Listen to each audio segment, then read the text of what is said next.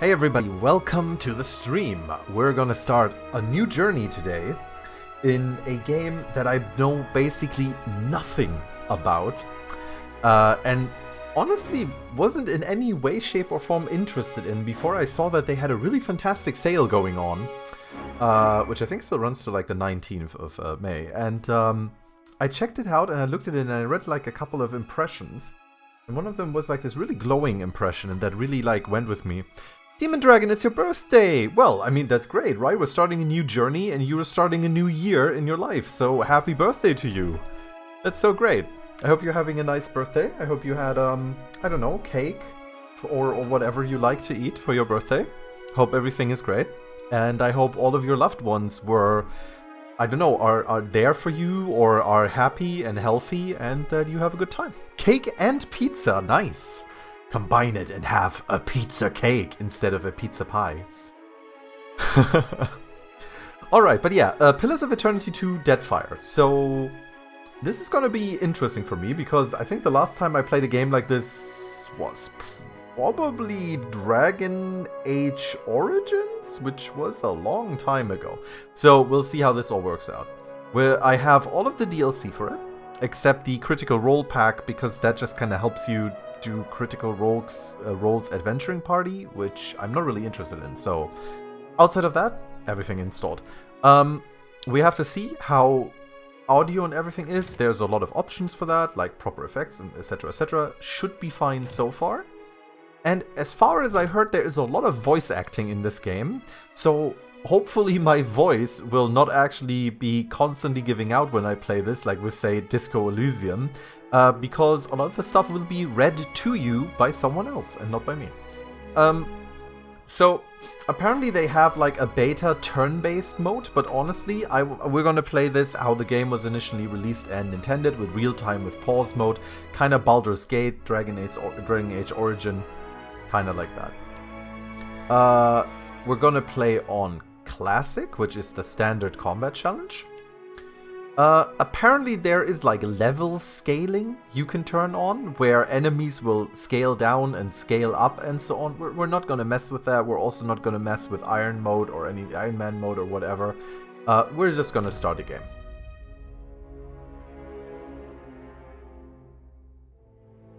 And yeah, oh by the way, this is by Obsidian, and they're like, you know, the Fallout New Vegas guys and Outer Worlds and stuff like that. So this is gonna be, hopefully, really well written, because they are known for their very well written games.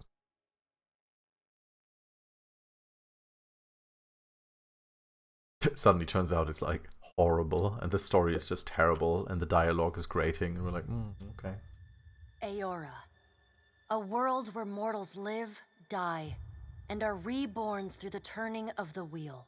Oh god, the wheel? The cycle of reincarnation Is this Conan? watched over by the gods, and made possible through pillars of a mystical substance known as Audra.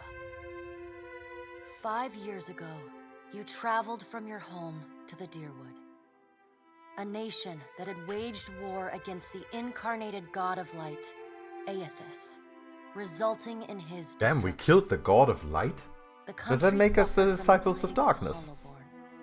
Infants born without souls, that many believed was punishment for killing. Ah yes, the Hollowborn, the stepbrother of the Soulsborn and the Bloodborn. You witnessed a secret ritual that inadvertently transformed you into a Watcher. One who can see and speak with souls. Nice. The ritual also The music gave is you very horrible Lord of the visions, Rings. waking nightmares of a past life that threatened your sanity. To put them to rest, you pursued the man who had led the ritual, a seemingly immortal agent of the gods, known as Theos Ix Arcanon. With divine assistance, you confronted and defeated Theos, ending your visions and resolving the Hollowborn. So I take it all of this is Pillars of Eternity 1? Because apparently this game starts directly after, or almost directly after, so we're basically being told the entire plot of the previous game in like a bit of text. Your visions finally put to rest, You retired to the castle. This all sounds very epic, so I'm actually kind of sad that I didn't play that. But I haven't heard the best stuff about the first game. And prosperity. For Pillars of Eternity 1.5 or that? I don't know. I take it there was a 1. I'm gonna move the mouse cursor a bit. Made a nice story. You fixing up that old keep? Lifting the curse? Must have told it 100 times. But something got to gnawing at me. Thinking the spirits there weren't really at rest. But maybe the gods weren't finished with us.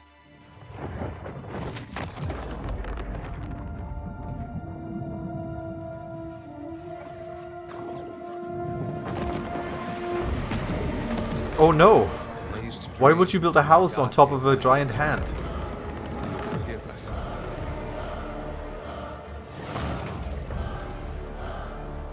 Oh, sucking everyone's souls out, okay. Sooner or later, we all have to wake up. Wait, no one told me this game was Attack on Titans. Sie sind Assassinen, wir sind die Jäger.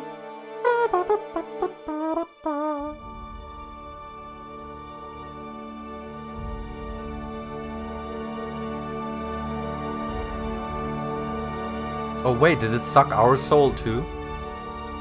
Well, that's not good.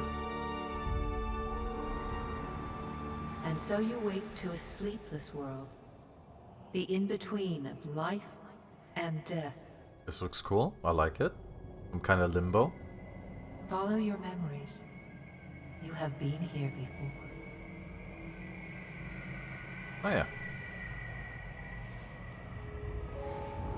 You have seen past the shroud.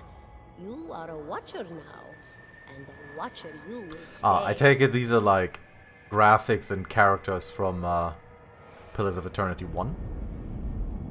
The Watcher. Hey, Valus. A watcher sees souls, knows their pasts, and the souls see them back. Well, apparently it's not surprising that we're special, since we are supposed to be the same character from the first game, and in the first game you were already special, so... Or became special.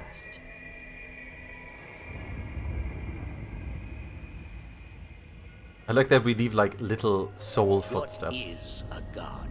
Whose footsteps are these? A higher power, a rewarder of good deeds and punisher of the wicked. I would watch Marva had a new character. I mean, I've never played the first game, so I have no attachment whatsoever. It's like it's a totally new character and game for me, so. And did you ever consider that these were things you were never meant to understand? That their comprehension is beyond you?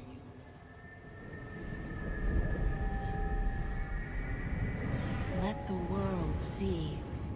Let them decide what to do. Oh shit, are we gonna get eaten? Oh no, we got eaten by the soul door. Come. Maybe we get on some kind of soul train. Nope. An aged dwarf shares this strange floating platform with you. His face is creased by so many wrinkles that his features lie buried amid shadowy pockets of skin. Still, the dwarf's well-practiced habits have left telltale tracks of a welcoming rictus across his visage. A welcoming rictus? Oh god, did we just get teleported into some kind of soul rape dungeon? Because this man, if you look at this man, this is not a happy man. This is the kind of man who keeps you locked in here forever and touches your soul inappropriately. You can see his smile coming before it blooms, reshaping the dwarf's face from a hanging sack of flesh into something resembling an oddly carved... Arna, hey, how's it going? Don't replete touch with my soul. unhealthy bumps and discolored splotches. Ew. Discolored splotches. See, I told you, this man touches himself when no one's looking. Or actually, he might touch himself more when people are looking. The creases of the dwarf's face tighten into a smile as he gives you a courteous nod. This looks really cool. Okay, I did not expect this, honestly. I mean, I saw like a little bit of animated footage in the trailer, but outside of that I only saw like screenshots. I didn't expect it to look this cool, actually. This is really imaginative. I like... Oh, I can zoom in and out, too. This is cool. This is really awesome. Sit. Please. Yeah, I was about to say, it can be a please here. Is this a CRPG? Yeah, it is. Thank you for This joining is a us, full-on... Watcher I think this might actually be based on Advanced Dungeons and Dragons or something like that. I don't know. Seems too massive. Some of that shite. Watcher of Caed Nur. Caed Nur was a deer-wooden castle. Oh, it was the castle from the first game. Built over the ruins of the endless paths of Odd-Nur. Considered cursed, few ventured into its halls, and even fewer made any effort to hold the castle or the lands around it. You became the de facto lord of the castle, after defeating its previous master, the Watcher called Merwald. As the Watcher of Caed Nur, you ruled the stronghold until it was destroyed by Eophas. That's what we saw in the intro. The God of Light occupied the Aedra body of Maros Nur beneath the castle and pulled himself out of the ground, destroying it in the process. That must really suck.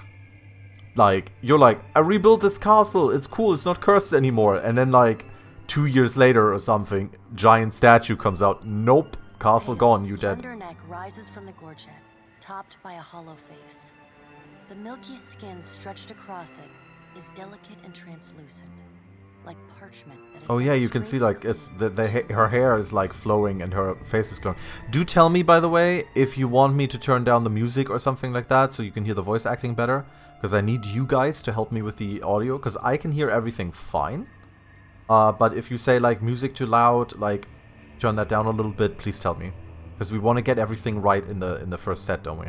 She is preoccupied with the arrangement of cards on the table between you. With each movement, her armor squeaks and groans as though bearing an incredible weight.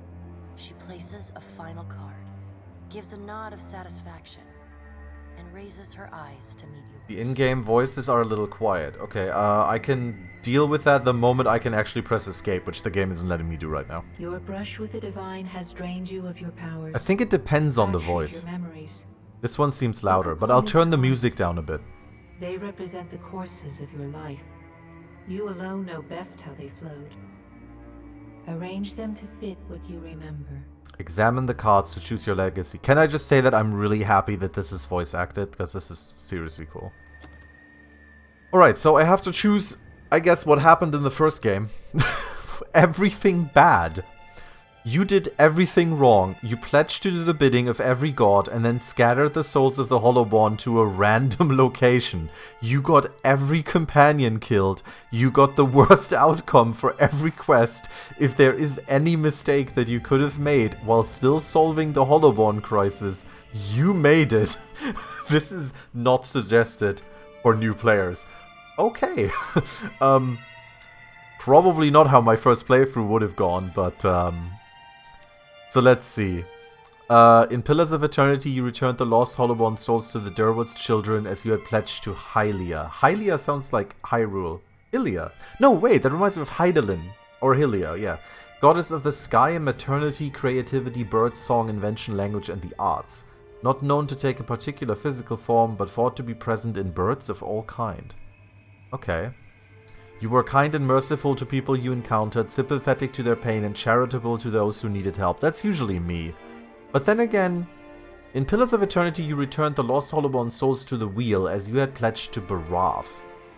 God of death, cycles, doorways, mortality, and inevitability.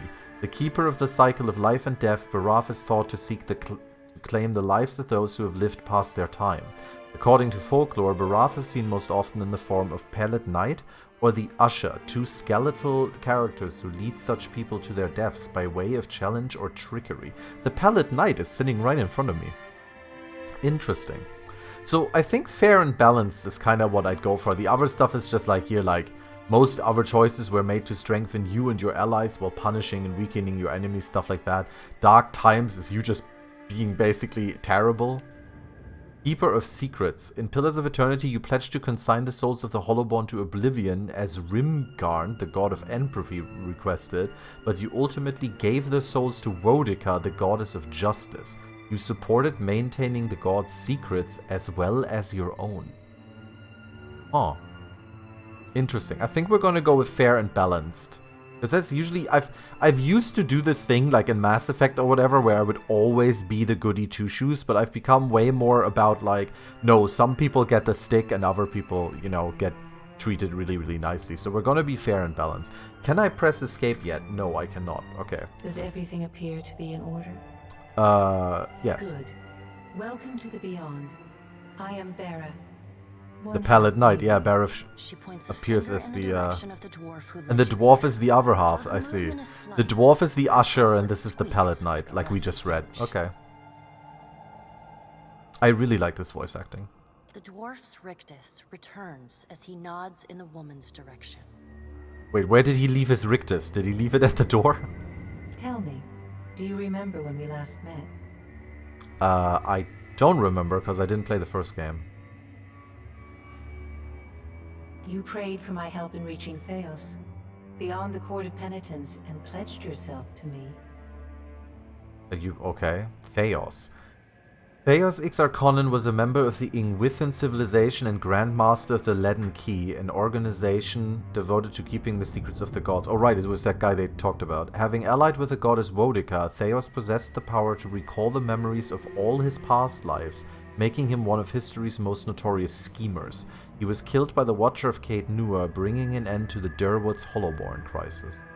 Interesting. And though you could have broken your pledge when you defeated Theos at Sun and Shadow, you did not. Admirable. Well, yeah, that's how I am. She delicately Admirable. places a card on the table. A bell in a tower. Her fingertips slowly drag away from the card, faintly creaking as they retreat across the table. You had need of the gods once before. Now it seems we have need of you. Oh. The being that occupied Odnua's statue beneath your castle was the dead god, Aothus. Of this we are certain. What we do not know is what his intentions are. I mean, apparently we killed him, so I take it his intentions are revenge. He is the god of rebirth, redemption, dawn, spring, and light, traditionally shown as a man bearing a candle and wearing a silver crown.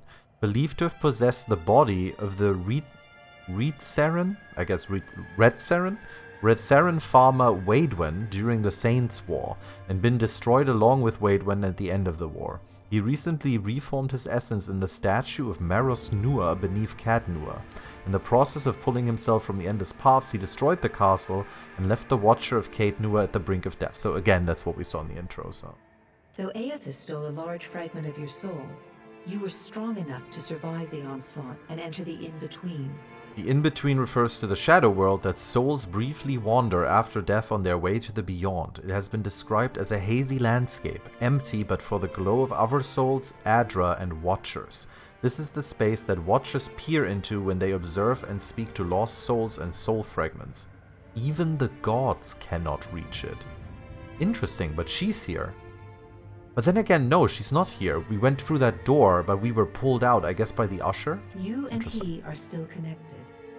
He has chosen a body made of living Adra, perfused with the power of thousands of souls, including yours.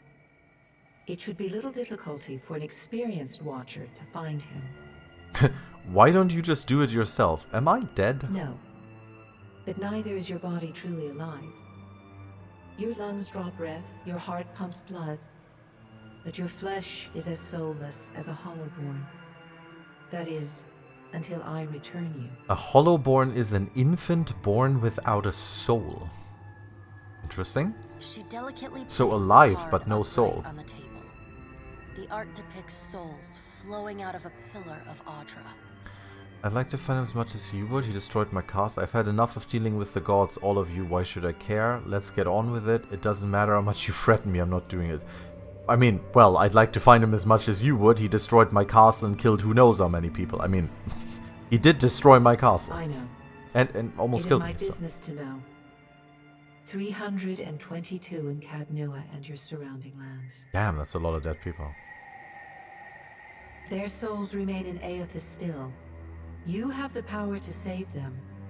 Serve me and I will return you to your body. Or don't, and return to the wheel. Wait, what happens if I return to the wheel? I'll take the wheel. Unfortunate. It will prove much more difficult without someone of your unique talents and circumstances. She raises her gauntleted hand and gestures to the dwarf hovering at the periphery. The dwarf nods, the supernaturally wide smile returning to his face. He gestures. Can I just lose the game here if I follow him? No sooner has Bareth spoken than you feel yourself dissolve. It is not an unpleasant sensation, something between falling asleep and drifting on a warm current. Your essence is pulled through the Audra, where it mingles with the stuff of thousands of other souls. Wow. Your thoughts, your memories, even your identity as the Watcher. Eventually, your soul reforms and finds its way into a small, crawling thing of fur and claws. You know the world by sound and scent, as food and danger. The concerns of gods and nations are beyond. I was reincarnated as some kind of, I don't know, badger. Like a honey badger, I guess. Whether it is a long one will depend upon the Watcher Bareth chooses in your stead.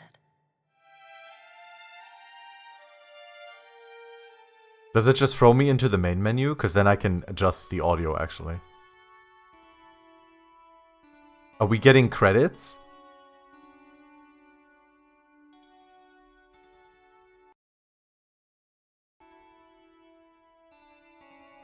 Yup, we're just getting credits here. Credits at 32 speed. Oh, that's amazing. Okay, well everybody, thank you for watching. That was my Let's Play of Pillars of Eternity 2. That took about 20 minutes. Most of that was me talking before I even... Alright, I hope you enjoyed it. So that was great. No, of course I'm joking, please don't go. We're of course gonna be restarting. I just really needed to test that. That was my speed run of Pillars of Eternity 2 any ending. Anyway, we're back in the main menu. So let me turn this down. We're going to keep the volume that up. I'm going to turn the music volume to 50. 50 is okay. And then the effects maybe to like 85 or just in case, and then we're leaving the voice up. Or do you want like 65? 70? Kind of like this. This should be good, right? I think this should be good. Oh, Deftron with the Twitch Prime! Thank you so much for the subscription, my man. Awesome. This is a perfect time for you to be here. Because now we're properly starting. We're gonna see this. I am, however, going to skip the stuff that we just, like, had. Like the... If I can skip it?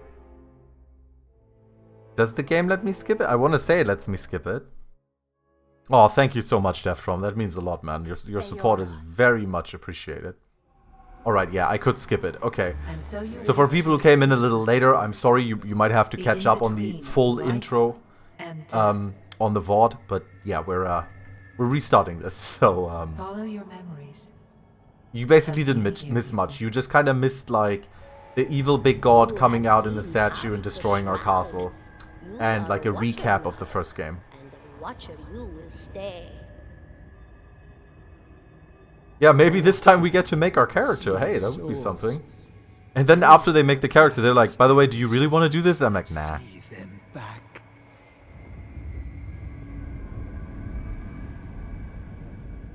The statue from the first game, I guess it was under the castle and no one really knew about it. I don't know, like I've never played the first game.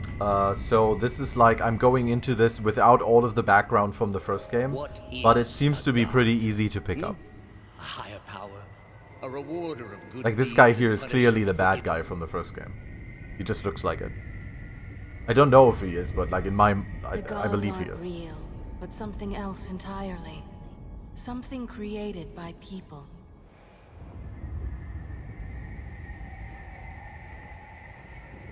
And did you ever consider that these were things you were never meant to understand? I don't know, Demon Dragon. I'm just looking at that helmet and that outfit, and that just kind of screams like evil man who has all of his past lives memories and is a schemer to me. Let them decide what to do. Alright, once more into the soul door. Wheel has turned again, Watcher. Come. He has a bad skin condition, that's why he wears the helmet? Why do you wear the mask? Tell me, why do you wear the mask? Oh, Mr. Watcher, I have a skin condition. An aged dwarf shares this strange flow. You can see his smile coming before it blooms. Alright, it should be better now, volume-wise, right? The creases of the dwarf's face tighten into a smile. Or do you want me as to he turn gives the you a music courteous down a little nod. bit more? Because I can't do it now before we start the conversation with the lady. Because I can still do it.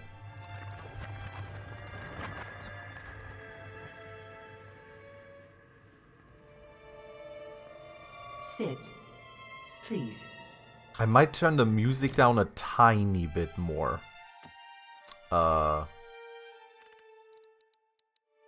Like 60. Tutorials. No, Please. thank you. Good. I like how the game is animated. Like, the characters joining look us, pretty Watcher cool, of actually. Cadnua. And I really like the artwork. It's not like Gaunt woman seated super at the high table resolution, is clad in but it looks time-worn really black good. armor that seems too massive for her to move. A pale. Alright, so we Your went brush through with- all of this. We went with fair and balanced. By the way, I have an idea for the kind of character I want to make. I just kind of came up with that, like, randomly. Does everything appear to But be a good? I don't know if I can Welcome even to make it, beyond. but we'll see. I From am what I Klyka. have read, I think I can One make it, half but we'll anyway. see. The dwarf's rigged. Tell me, do you remember when we last I you don't prayed for my- remember. that though you- Yes, that you yes, hadn't okay, believed, alright. though you and he are still Am I no. dead? She No. delicately placed- I We know. want to find Their him. souls remain There we go, let's Aeor's. get on with it. This is all new. Before you return to Aeora as my herald, you must remember who you were. Hey, Tech Dragon, how's it going? And Slash is here too. Hey, For a Slash. moment, the sockets of her eyes darken, leaving the pits of a death's head gazing out at you. Damn. When you can picture Oh, so your we're own gonna be the face, herald the of beyond the will take god you of back to death. your own That's kind, really cool. to the world of mortals. If you have a save of the first game, your character auto-loads in. You can choose, you can load in a save game from the first one, and I believe that, yes, you can import a character to start with. So I take it you can import a character from the first game? But we are going to start from scratch, because I don't have that. Alright, we're going to play as a male. Let's see what kind of races we got. Okay.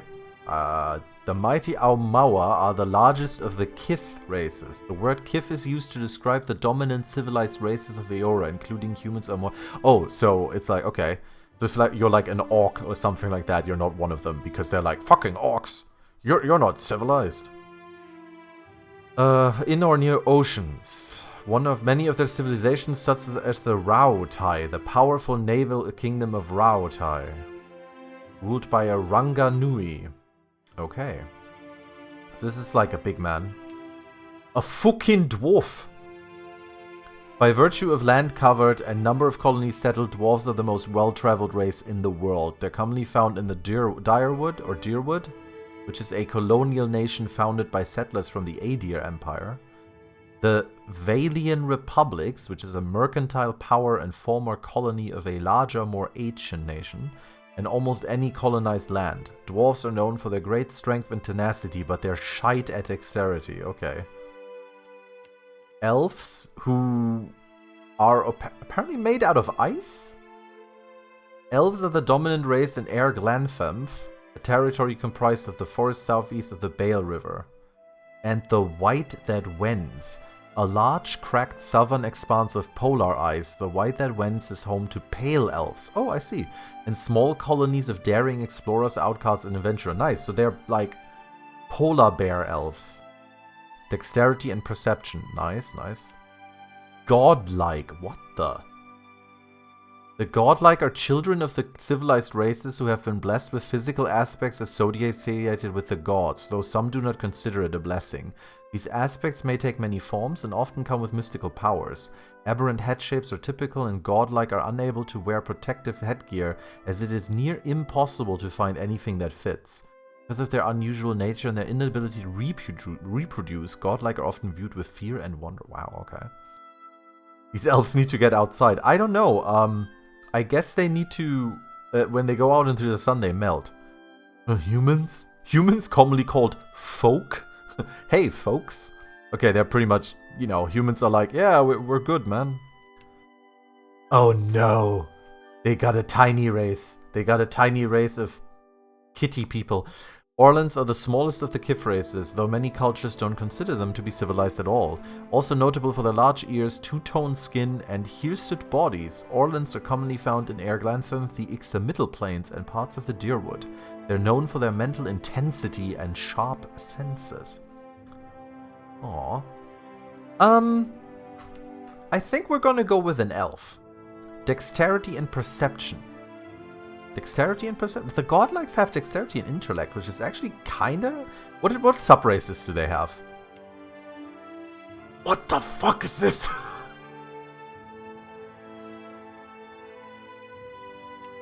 The fire godlike.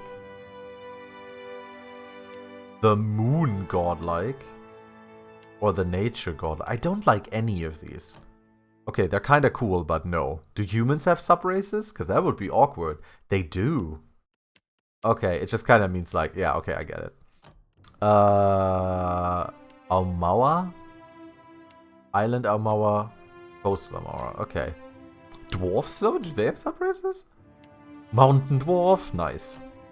The deaf one looks super weird. What about the Orlans? Wild Orlan.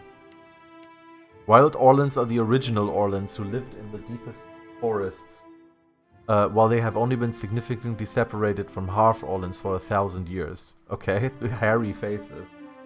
That's hilarious. Anyway, we're gonna look at the elves. Oh, okay, so you can be a wood elf.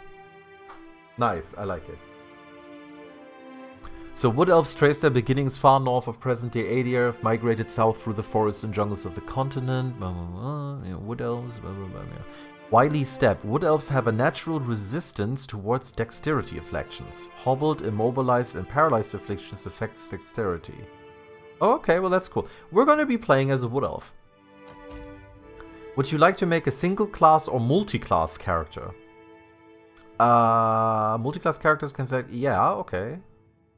We're gonna try a multi-class character. Wait, did they just say like multi-classes are not recommended for new players? Okay. I want to see if I can... Do I have to multi-class for what I want to make? I want to check single class real quick. Like, what is there? Rogue. Okay. Like, what do they have here? Like, they have like wizards, crowd control, mineral striker, rogue. Rogues are vicious killers. Okay, preview ability tree. Oh, damn, okay. Like passives, actives. Power level 9 is unlocked at character level 19 for single class characters. Vanishing Strike. Interesting. Wizards, of course, have a ton of different spells. If I choose a rogue... Oh, you can... Okay. You can have like a subclass. Assassin. All damage received is increased. Recovery is slower when... Trickster. Tricksters dabble in illusion magic to augment their rogue abilities. Using magic, tricksters can find their way out of almost any situation, but their sneak attack is less powerful than other rogues. So what do I get? Like, I get like illusion spells.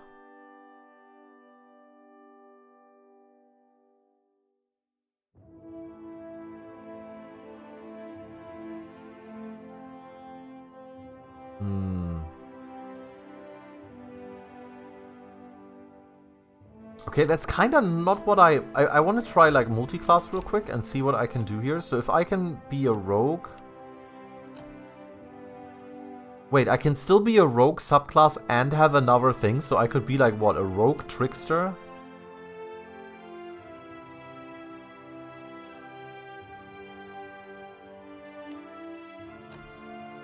Oh, I see, and then I could become a spellblade.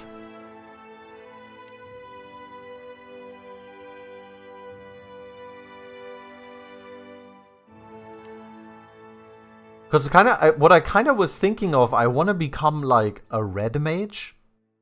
Because like one of my favorite classes in Final Fantasy XIV is red mage, right? and I've been having a lot of fun with that. So I want to make like a red mage, so kind of like a roguish spellcaster who's like good with like a sword or a rapier or something. If they have a rapier in this would be awesome. Illusion Invoker, Conjurer, Evoker, Enchanter, Conjurer. No. Yeah, like a spell sword. It's like a... There are rapiers? Okay. Evokers devote all of their energy toward destructive energy magic. Conjurer. Transmuters excel at magic that alters the wizard or their enemies. Enchanter. Blood Mage. Pistols and rifles. Okay, I'm not quite interested in those.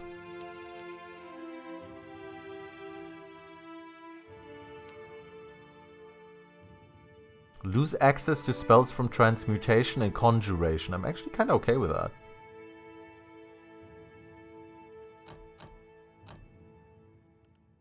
So I could be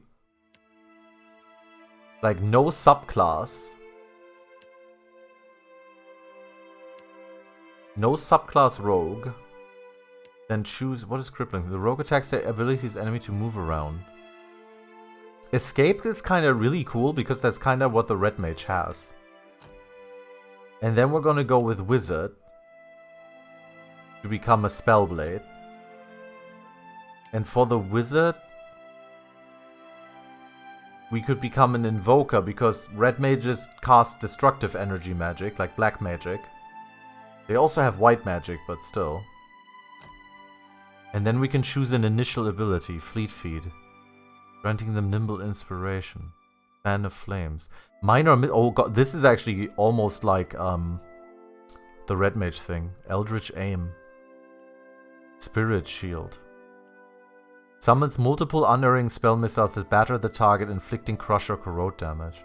A quick thrust of magical force dealing damage capable of piercing through the veil. This attack cannot miss and will reliably interrupt. That's actually really cool, because they, like, red mages use, like, these kind of thrusts and so on.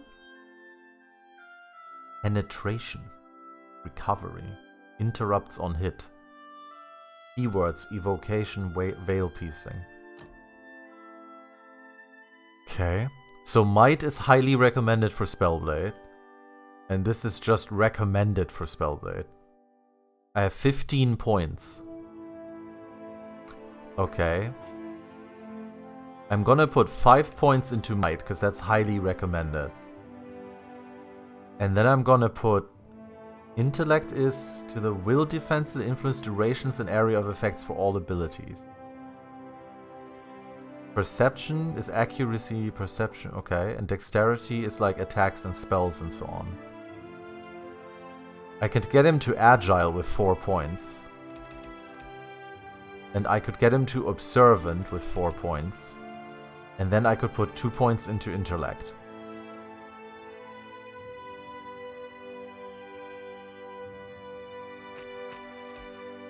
Or we can do this. 15, 14, 14, 14.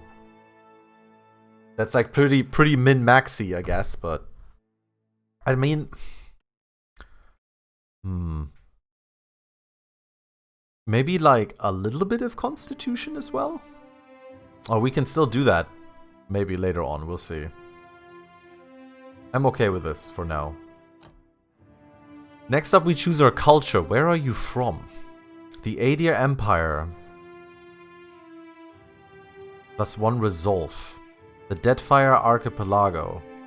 The eastern edge of the known world, dominantly populated by island Omawa who make up the tribes of the Huana.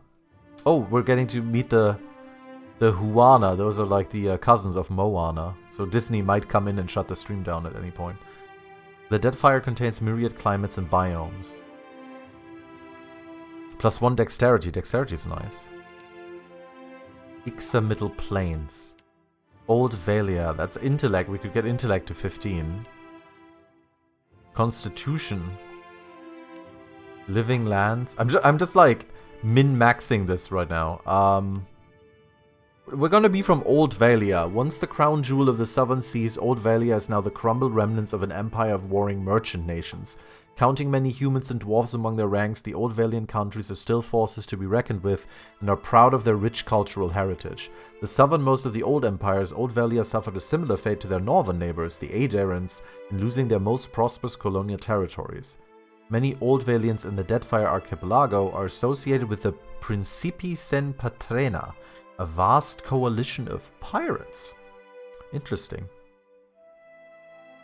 The Princess Without a Homeland, the Principi Sen Patrena, the Princess Without a Homeland, a loosely connected and regulated organization of pirates. Okay, okay. Let's go with that. What was your job?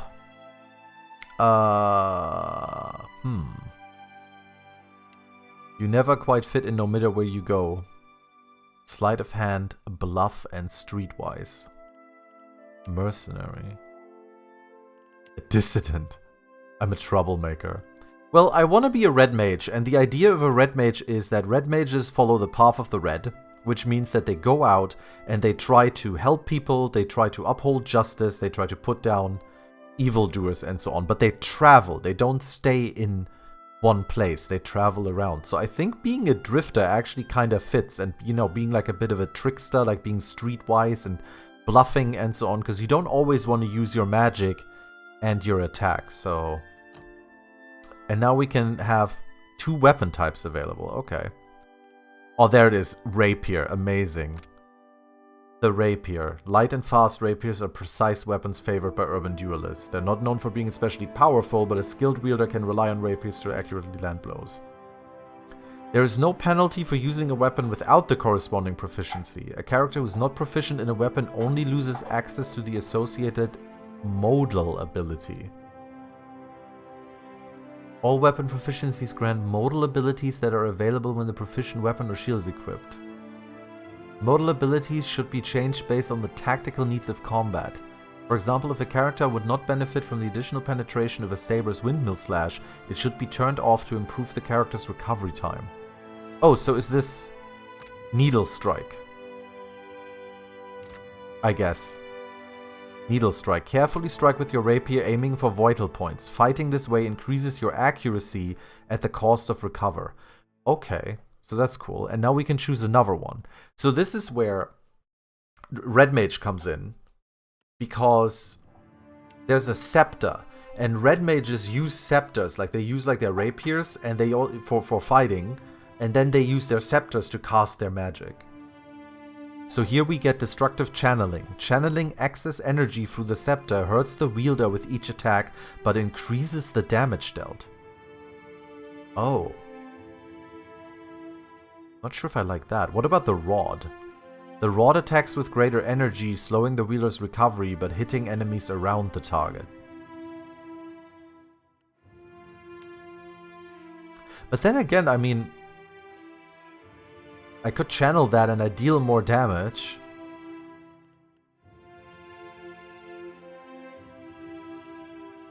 We'll try it out. And now I choose my portrait, okay. This is the same person. This is also the same person. We're still building character. I mean, hey, this is a proper RPG. Yeah, of course we're still building the character. I gotta build this man up. We're gonna choose him. He's like... He's a little roguish. He's a little alright. He's good. I like him. Colors. Red? Oh yeah, nice. Nice, we got a good red here. What's this? Secondary color. With like, I don't know, like a lighter red? Skin color. Oh, a little... No, this is okay. He's like tanned from walking around. Hair color... We can do this. That's okay. Eyes... Go. Different head forms. Oh man, this man has seen some absolute shite.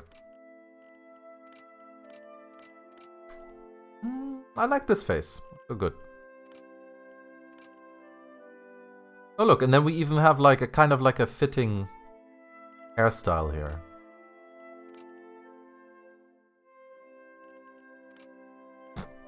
This one's nice. Oh no. Oh, we've got Leon S. Kennedy here. That's actually kind of alright. Now, we're gonna go with this one. We're gonna go with this one. It kind of fits. Sadly, I can't change the color in the portrait. Voice. Quick and quiet. Need a hand? I'll lead the way. After him! Quickly and quietly. Show him how it's done! They'll never know I'm here. Hey there. I got this. I got this.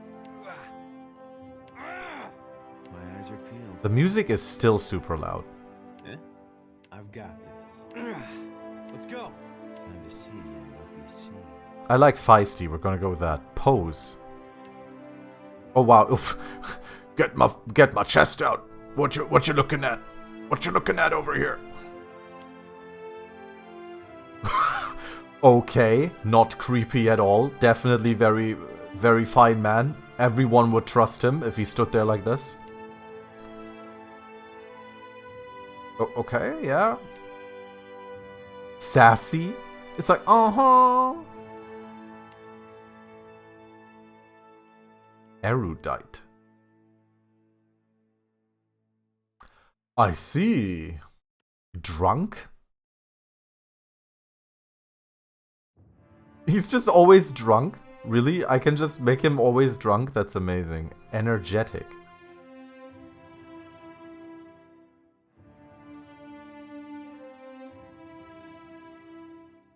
Okay. Savage. Oh god, he just turns into the fucking Hulk or whatever. Clickety clang, clickety clang. Oh, Cowhead with the resub. Thank you so much, Cowhead. That's 20 months now. Damn, almost our 2-year anniversary, my man. Holy crap. Thank you so much for the resub. All the piggies in the pen. I think we're gonna go with Roguish. Roguish is... We're gonna go with average, honestly. I don't know. Like, Roguish is like... Is it... really?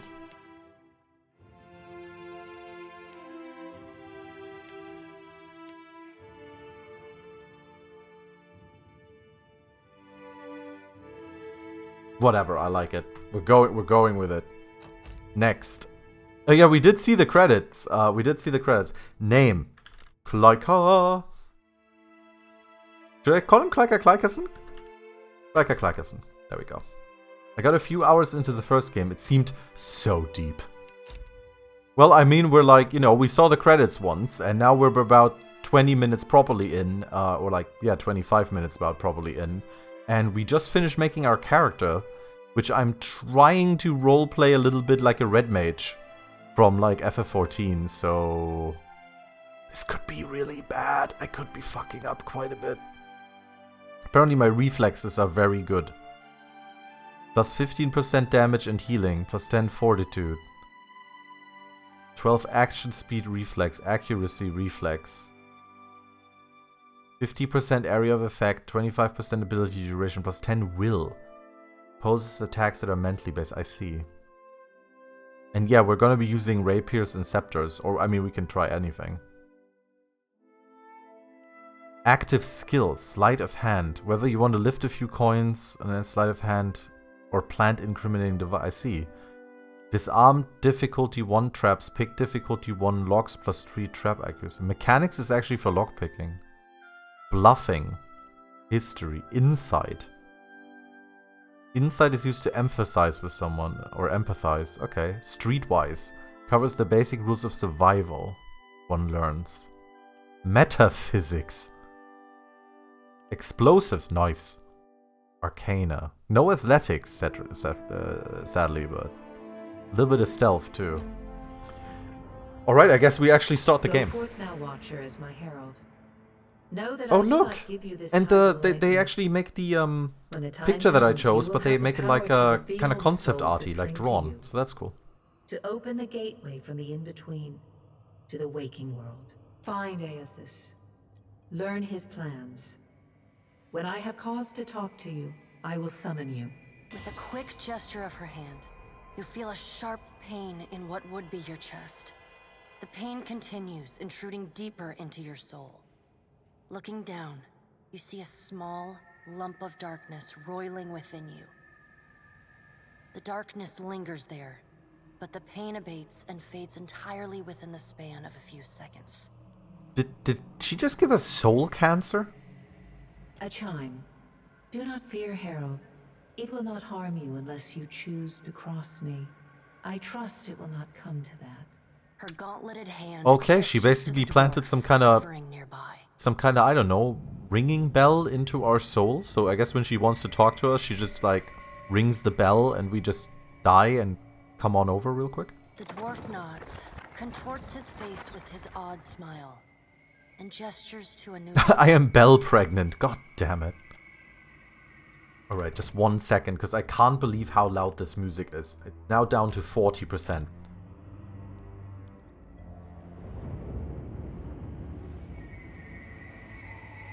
This is really cool. I really like the way this is presented.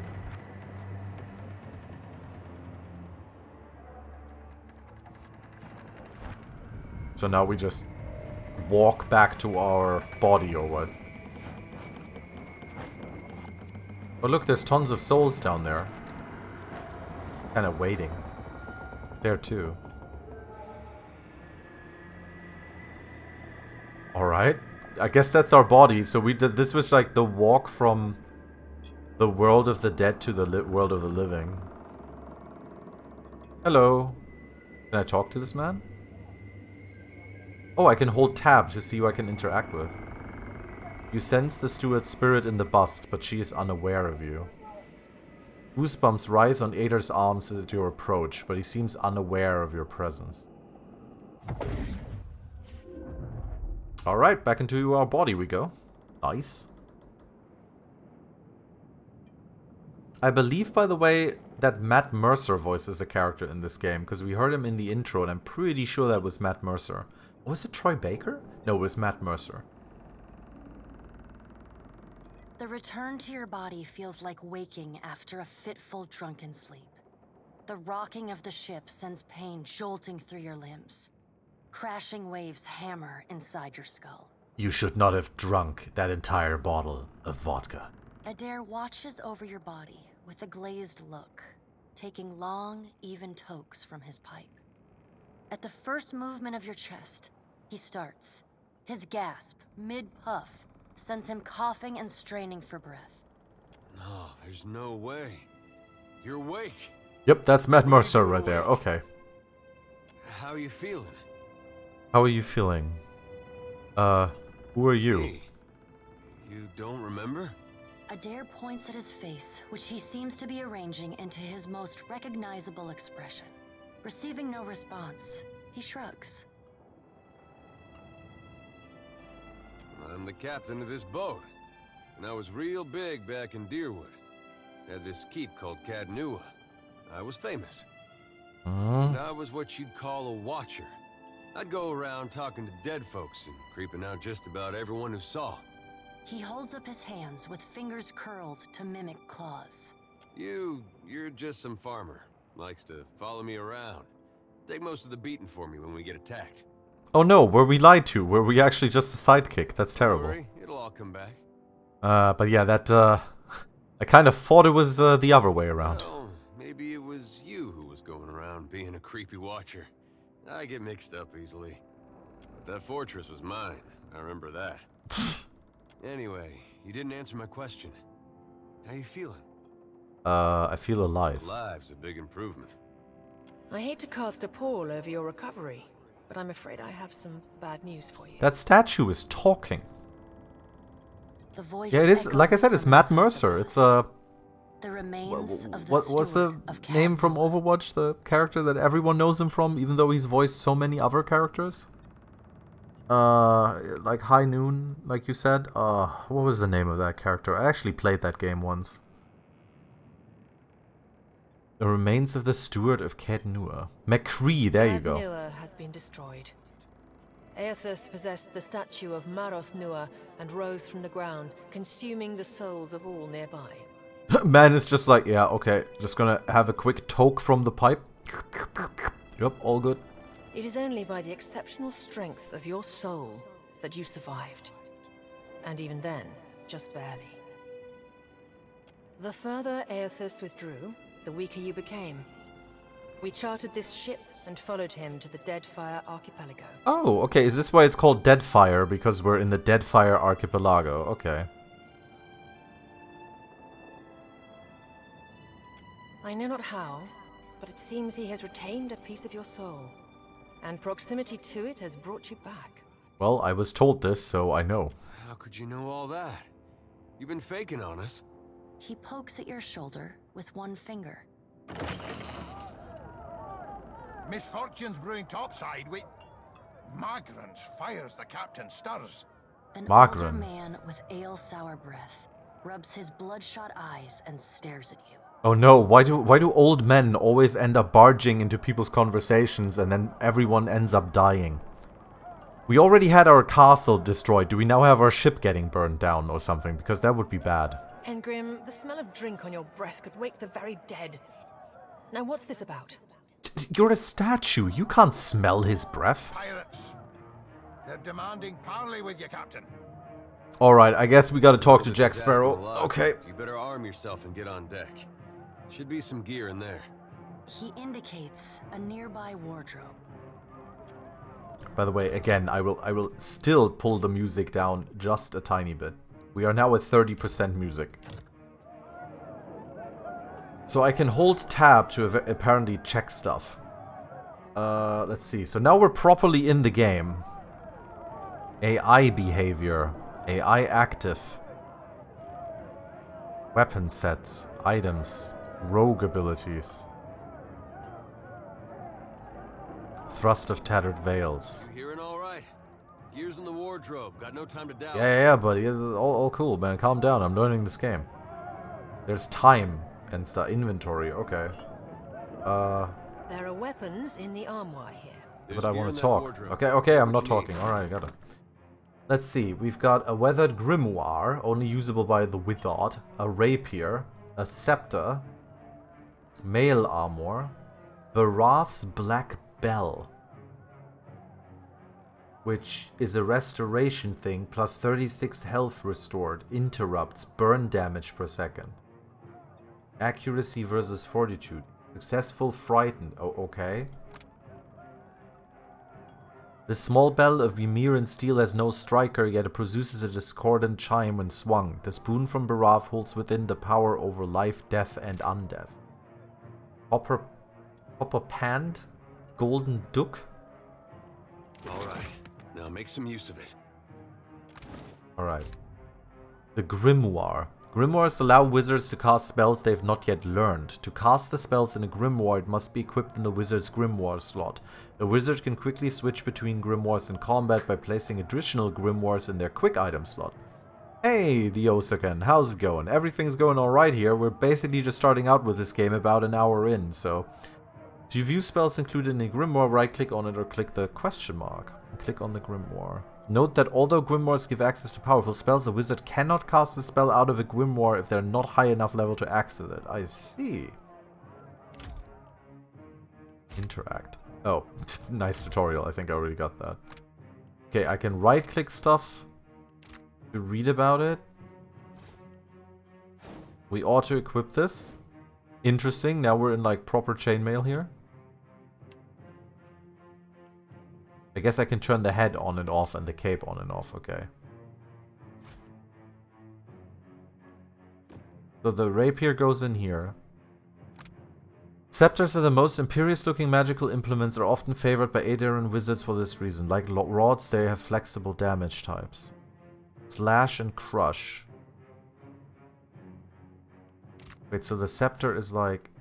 Oh, I can actually dual wield this? Like a rapier in one hand and then the scepter in the other? But you don't actually use the scepter for casting, do you? So this is like, we're gonna switch that into a different... So we can switch between scepter and thingy if we're even gonna keep doing that. The bell goes into the quick item. This zooms in. This shows when we have draw. We just have the book in our hand. That's kind of funny. This is pretty cool, actually, like having the scepter in the offhand, but... Now he just has the book in his offhand. To be fair, that's how red mages are, actually. They do have the book. They do have, like, a book there. Or, well, they have, like, a little thing that they open. So I think that's okay. The pirates of Deadfire are notorious. I suggest you deal with them quickly. Some mage items are used for range attacks. Can't remember clearly. Alright, well, we'll figure it out, I guess. Hey, everybody. It's the captain. Don't worry, I'm here to poke people in the eye with my rapier. It's called a rapier, but believe me when I say it's all consensual. A little sloop, lost and alone in the storm. Oh, so that was voice acted, but now the lady is not voice acting anymore. God damn it, okay, I actually have to read a lot, don't I? A surly, brutish-looking captain stands stiff-backed before his crew. He scowls as he assesses you, his hair whipping about his ears in the wind. I'll be taking your ship now, if you don't mind. And especially if you do. Apparently my ship is called the Defiant, I saw At least it. he asked. I am a gentleman of fortune. The captain shrugs in the sheeting rain before pinning you with a slow, murderous grin. You may be using a rapier, but at least you aren't using a rapier. It's true. Give her up easy, and I'll see you get a swift death. It'll be bloody and agonizing, sure. But at least it'll be quick. Damn, this guy is not messing around. He also has a cape, if you notice. This man is not messing around. I don't have any quarrel. Pirates? Fire all cannons. Aim at the mouthy one. Make a rude hand gesture. The storm's pretty loud. Did you say you're surrendering? How strange. He's going to wear his breeches on his head and dance for us? Did I hear that right? Dispositions. You have gained a reputation and a disposition. Dispositions represent how people perceive your personality throughout the world. Even seemingly nasty reputations will be favored by some people, and benign reputations sometimes bring out the worst. No disposition is inherently good or bad. Okay. Aye, but the breeches are gonna be stitched from your skin. Oh, he did not like that. You got a smart mouth on ya. Careful. That'll get you killed faster than any blade. He grins to show crooked teeth. Listen up, mates. He cracks his neck as he addresses his crew. I'm off to spear me a bigger fish. One with sharper teeth like. I'm trusting you lot not to cock this up. Don't damage the sloop when you take it. Play with the crew if you'd like, but don't bring me any prisoners. None that are alive. Wait, is he just gonna sail away and gonna leave some of his guys on the ship? Oh shit. Okay, so there's like a lot of pirates now, and I apparently have to fight them. So what do we have? Okay. Sailor, Helms, pirate. These are my guys right here. A person called Beodol, and a person called Irena. And our boy Edder here. Who Get armed and suited up. We gotta get on deck. is still telling me to get on deck, even though I'm literally fighting pirates, so... I guess we're gonna start fighting? Needle Strike. Do I need this? Is this 90% chance to hit? And then if I activate Needle Strike, it like becomes more, or... I'm not sure. We're gonna attack now. Do I attack with right click? Or does right click move me? I don't know. We stabbed a man. Combat starts. Okay, I have auto pause set to 2 things: when combat starts and when a character is on low health. Characters with a red selection circle are hostile. To attack an enemy with your current equipped weapon, click their selection circle. You can also select the melee button in the lower center of the screen to put the cursor into the attack state. This allows you to attack anyone, even friendly characters. Stab. Is he just... I was about to say, is he just like kind of standing there? AI active. Oh wait, do I want this? No, if I set AI to active, the guy is... My guy is actually going to use like... skills and stuff, right? Arcane Assault. Rust of Tattered Veils. Minnow Letters Minor.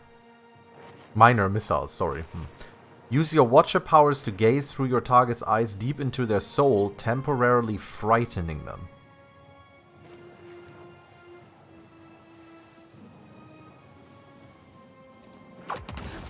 Wow, he said. Klyka killed a pirate. Okay.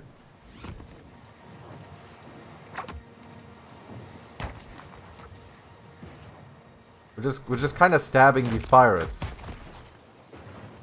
Someone, oh my god, someone just exploded.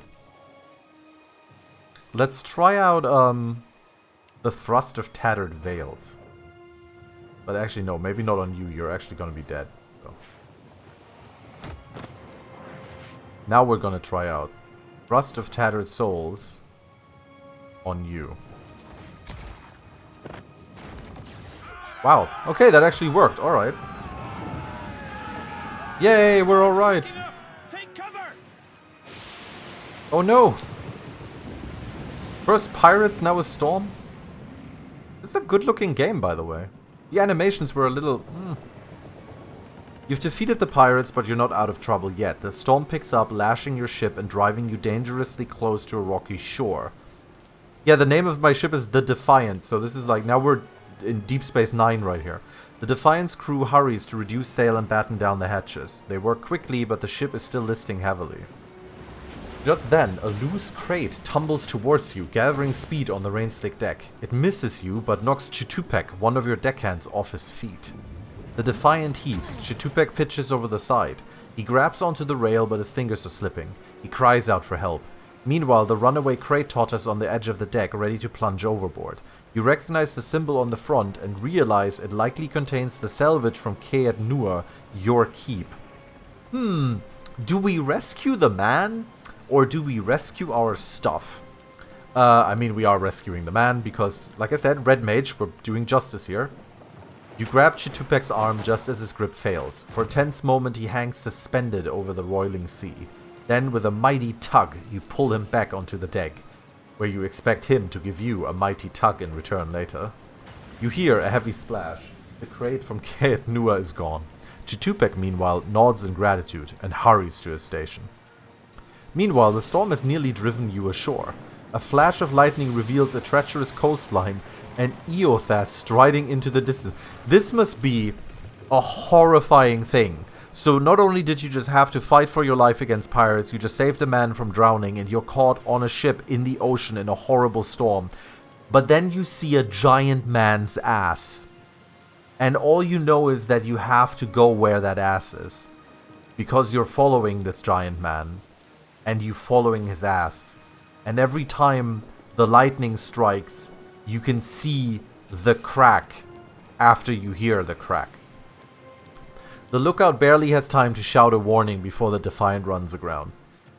The impact hurls you from the deck and into a froth of waves, bodies, and splintering debris.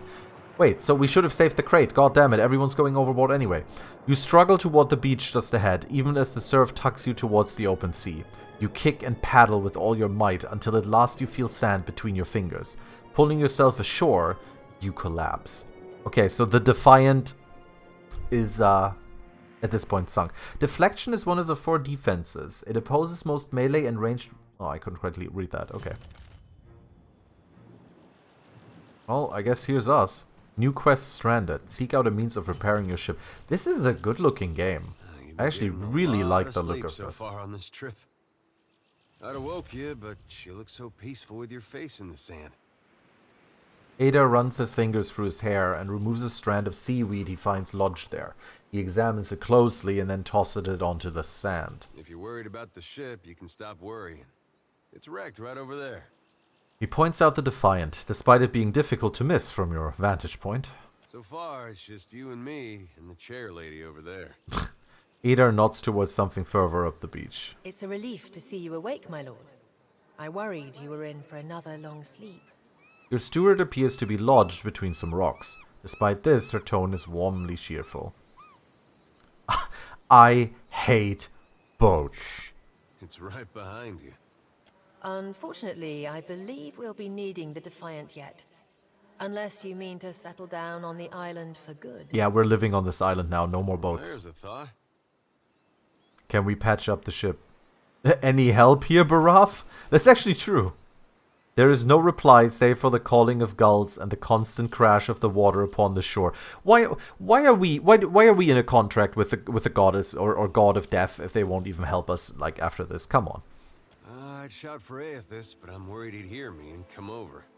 Alright, can we patch up the ship? I'm afraid I won't be much assistance in that regard. And not to doubt Master Adair's capacity, but even he would need supplies. That's true. Steak, especially. Oh god, this is like the jokester character. It reminds me of Alistair from Dragon Age Origins. Patching the hull is only the start. You're going to need help getting the Defiant out to sea again. And a crew, for that matter. I love how we're already talking about we need a crew and there's like a dead man over here and like a dead man over there. And it's like, yeah, that's just... We need like... They're all dead. Just forget about them. We need new people here. Let's see about the other survivors. And somehow we gotta get the ship repaired. I don't want to be paddling out of here on a salvage raft. For now, I'd say your best bet is to find some sign of civilization. If nothing else, we may be able to hire on a shipwright. My lord, if it is not too taxing, could you explain how it came to pass that you were returned to us? Okay. It turns out the gods are too dumb to figure out what Aethys is doing, so they sent me back to figure it out. Squint dramatically while looking out at the ocean. I've returned as the Herald of Birath. I'm on a special mission to find Aethys and learn what his plans are. This is me. Sure. I suppose if any mission could be considered special, it'd have to be this one. Seriously, forest cannibalism? Yep, I learned how to survive on an island. A perilous endeavor indeed. Castle or no castle, you are still my lord, and I will aid you to the best of my ability. Thank you, bust lady. As you receive quests, you can open your journal.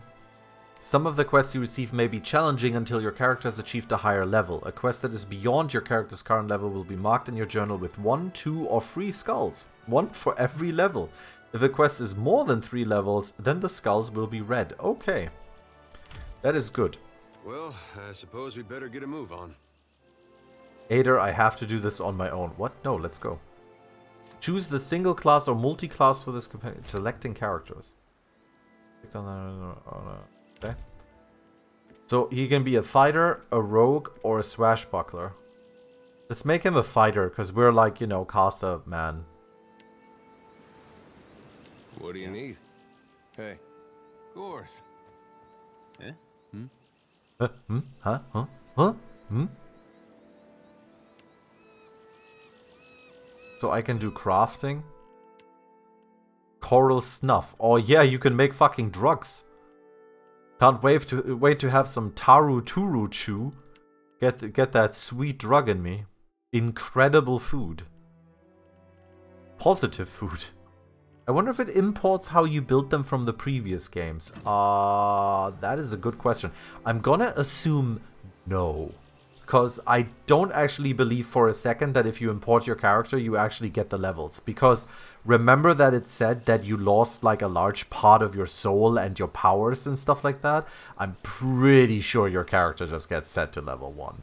No problem. Or maybe you get like a bonus or something, I don't know. Help! Somebody! Pecum Blanca? Why not? Oh, it's a corpse. Well, I guess we get a dagger. Who's shouting? Help? Oh, there's a... Oh! Oh no, lady sits next to a barrel and is like, help! This barrel is attacking me. Lockpick, rope, and grappling hook. Grappling hooks can be used to anchor a rope to locations that may be hard to reach by foot. Though often used to scale high walls, they have many potential applications. The usefulness of the rope is limited only by the imagination of the adventurer carrying it. Really? I have a grappling hook? Can I equip this? Like as a quick item? If you click an item to pick it, you can place it in any highlight store. You can also double click. Oh shit, I can also double click items. Okay. Can he use the grappling hook? White leaf, potion of minor healing, stun bomb. Cosmo. Cosmo is that a pig? Is Cosmo a pig? Do I have a piggy? Oh my god, I have like a little ghost pig. It's like a tiny see-through ghost pig called Cosmo. That is just running along with me. That's a pet pig. Oh my god. That's amazing. What does it do? Right click. While Cosmo is following you around, you gain a bonus to Constitution and your party is more effective with healing spells and potions. Grants the pet party-wide effect. That's fantastic. Oh my god, that's so good. Yeah, okay. And I can turn him off too. Like, he can still be equipped, but we can't see him. So, if we ever think like Cosmo needs to go home, then... Grants Captain's Eye. Hand-stitched by one of the finest hatters of Salona, the sharp lines of this hat suggest defiance against an uncaring sea. The Earl of Norwalk gifted you the hat in recognition of the foresight, both natural and supernatural, for which you have gained a reputation. While not flanked, the wearer has resistant to perception of. Oh god, now we're proper pirate, man. I love it. That's perfect. How many lockpicks?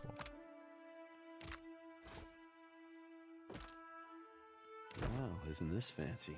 It is fancy. I love it. Leave it to me. The little piggy. Fire kelp and water. Morale measures the crew's overall attitude? Wait, why would water reduce the morale of my crew? Hey everybody, I brought this barrel of water so we can all survive when we, you know, sail around. And everyone's like, oh, it's fucking water. Fucking water in the barrel. Fuck the captain. Piece of shit. Brings fucking water. That's hilarious, actually. Sure. What do we have here? A palm stone. Oh, the palm stone gives morale +1. I see how it is. Palm stone is quite tasty, so I guess you can eat this. And it gives you like... Food can only be consumed when resting. I see, okay. Leave it to me. Leather armor. Principi hat. So this is medium armor, right? I guess as a red mage, I guess medium armor kinda works. Recovery plus 35%, recovery plus 20. Armor rating 7, armor rating 5. Russian 3 is 5. I mean, I don't know, leather armor is kinda cool. So we have like more reflexes and stuff. So let's see here. What does this change? It changes our armor rating. It doesn't actually change our dodge like at all, does it? Like our reflexes. It just literally just makes our recovery time take 15% more, which means we attack less fast. Let's go with the medium armor, with the light armor. I like that. Why not? Why not? Fire spawn. Oh wait, let me check something. Graphics. Let's try 4 times MSAA. Okay, cool. We have here. The Defiant is looking far worse for wear after its unexpected landfall. The hull is splintered in several places along the keel, while the tattered sails stand as evidence of your battle with the pirates. The deck of the Defiant is well out of reach from here. The ship groans like a beached whale each time the waves roll in, but it doesn't seem to be listing further. You may be able to climb up. So we can use athletics to scale, or we can use your grappling hook. One good throw and the hook sails up and over the rail, catching firmly. A few tugs suggest that the grappling hook should hold fast. You have lost an item, rope and grappling hook. Aww. I'll use the grappling hook to climb. The rope makes the ascent considerably easier and you soon find yourself climbing up over the rail. Okay, remember grappling hook's good, but apparently one use only. Also, I guess they just don't show up or whatever. Actually, no. And then I guess if I go here, I just go back down. Yeah, okay. So interesting. This is how they get around having to like animate stuff like this. It basically by giving you these different options, like in a D&D like adventure book or something. Who do we have here? Irena. You're looking better, Casita. That, or I'm worse off than I thought. Casita is apparently a Valian term for captain. The sheen of sweat on her brow and the one cast to her features belies Irena's casual greeting. It's my leg, Matiko. It hurts even worse than it looks. Matiko is a Valian expletive or curse. It probably means motherfucker. It hurts even worse than it looks. Irena's leg bears a bloody gouge along the length of her shin, and the swelling around her knee suggests a nasty break. So, survival, might, and athletics. Hang on, I'll carry you back down. So, might, divided by athletics. Or? Oh no, it gives me +2 athletics. Okay. Hold shift for more information. Ah, so he gives that. So that's cool. So party actually provides. Craft a splint from some debris. I'll patch you up best as I can, but you'll want to stay off the leg as much as possible. What happened? I was a stubborn Postinaga. I was trying to fasten this mess down when we struck shore. Barrel rolled right over my leg. The Valiant term for carrot, but conversationally meaning idiot. Hand me that Postinaga. No, she's my wife. Everything we've been through, and I'm nearly done in by a cask of rum. Funny thing, it's hard to see much from the underside of the barrel. Okay, well, we're gonna carry her. We're pretty yeah. I'll try not to hold it against you if you drop me. And dad jokes via Klyka. Remember, boomer humor is very important. It's always, I hate my wife. Quite romantic. Okay, so, I mean, we're pretty strong, so we can carry her, I guess. Addendum added helping hands. Nice, so we carried her over here to the campfire. There must be other survivors out there. A sword, potion of minor healing, and spark crackers. If successful, distracted for 15.8 seconds. Interesting. Can I right-click him for inventory? I can. So he actually has medium armor. Is the medium armor that I have here the male armor? No, his is much better. Okay. Second chance. Uses 1 per rest. Right-click for details. Oh, okay. So when he dies, he like comes back. Okay. What kind of sword does he have? He's got a medium shield and a saber. The saber just seems to be better. Also sharp, apparently. Okay. We want to have some potions of minor healing, though. That would be nice. And maybe these spark crackers?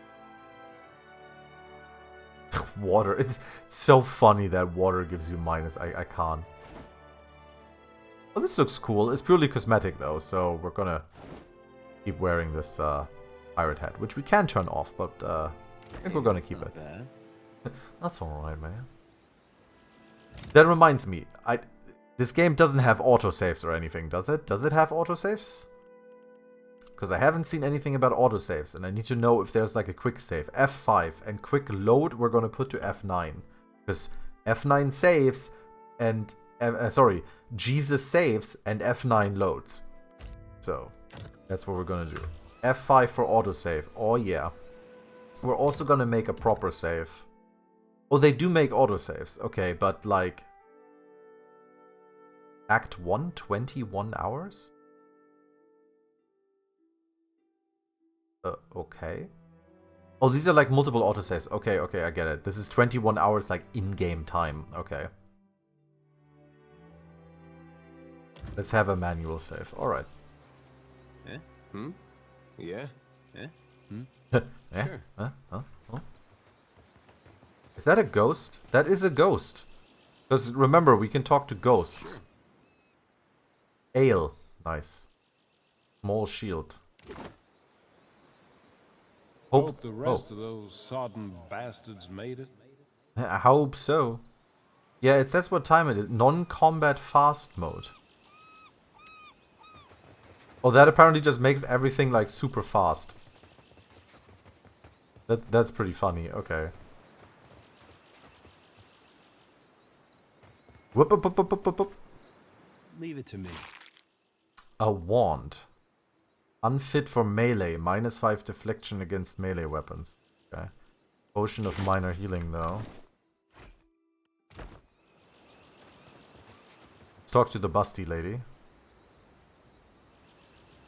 I cannot pick her up, apparently. Okay.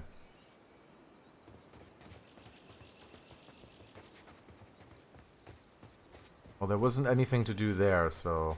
Up. Good thing I saw him first. Suey! Oh no, it's a young boar, and this guy wants to, like, wrestle the boar. Combat attack results. All characters in the game have 4 defense against attacks: deflection, fortitude, reflex, and will. These defenses are based on their attributes. The more powerful the character, the higher the defenses. The attack roll is a random number between 1 and 100, to which it added the difference between the attack's accuracy and the targeted defense. If accuracy is less than the defense, the attack roll suffers a penalty. If accuracy is greater than defense, the attack roll gains a bonus. A higher final attack roll is always better. Okay. A miss has no effect. A hit has the standard listed effect. A graze does less damage and has a shorter duration. A crit does more damage, has higher penetration, and a longer duration. Okay, so 95. I need to check this again. So this is what? Deflection. So it says deflection 95%, penetration 2, and then 100% damage. Penetration. Wait, can I like hover over this? Deflection is used to resist most direct weapon attacks or attacks that are similar to weapons. Okay, so basically, looking at this works from deflection, and I have a 95% chance of hitting. This is how I understand this.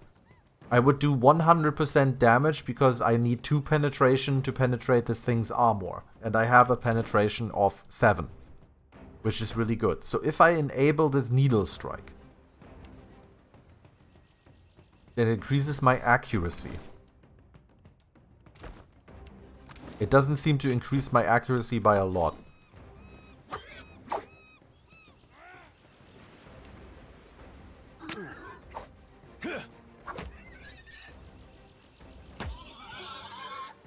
Nice. Okay, we killed it. So I guess Needle Strike increases my accuracy. Oh, it increases it by like 20. But 95% seems to be the maximum. There is no 100%. So I only need to do that when I actually get below that. Alright, okay.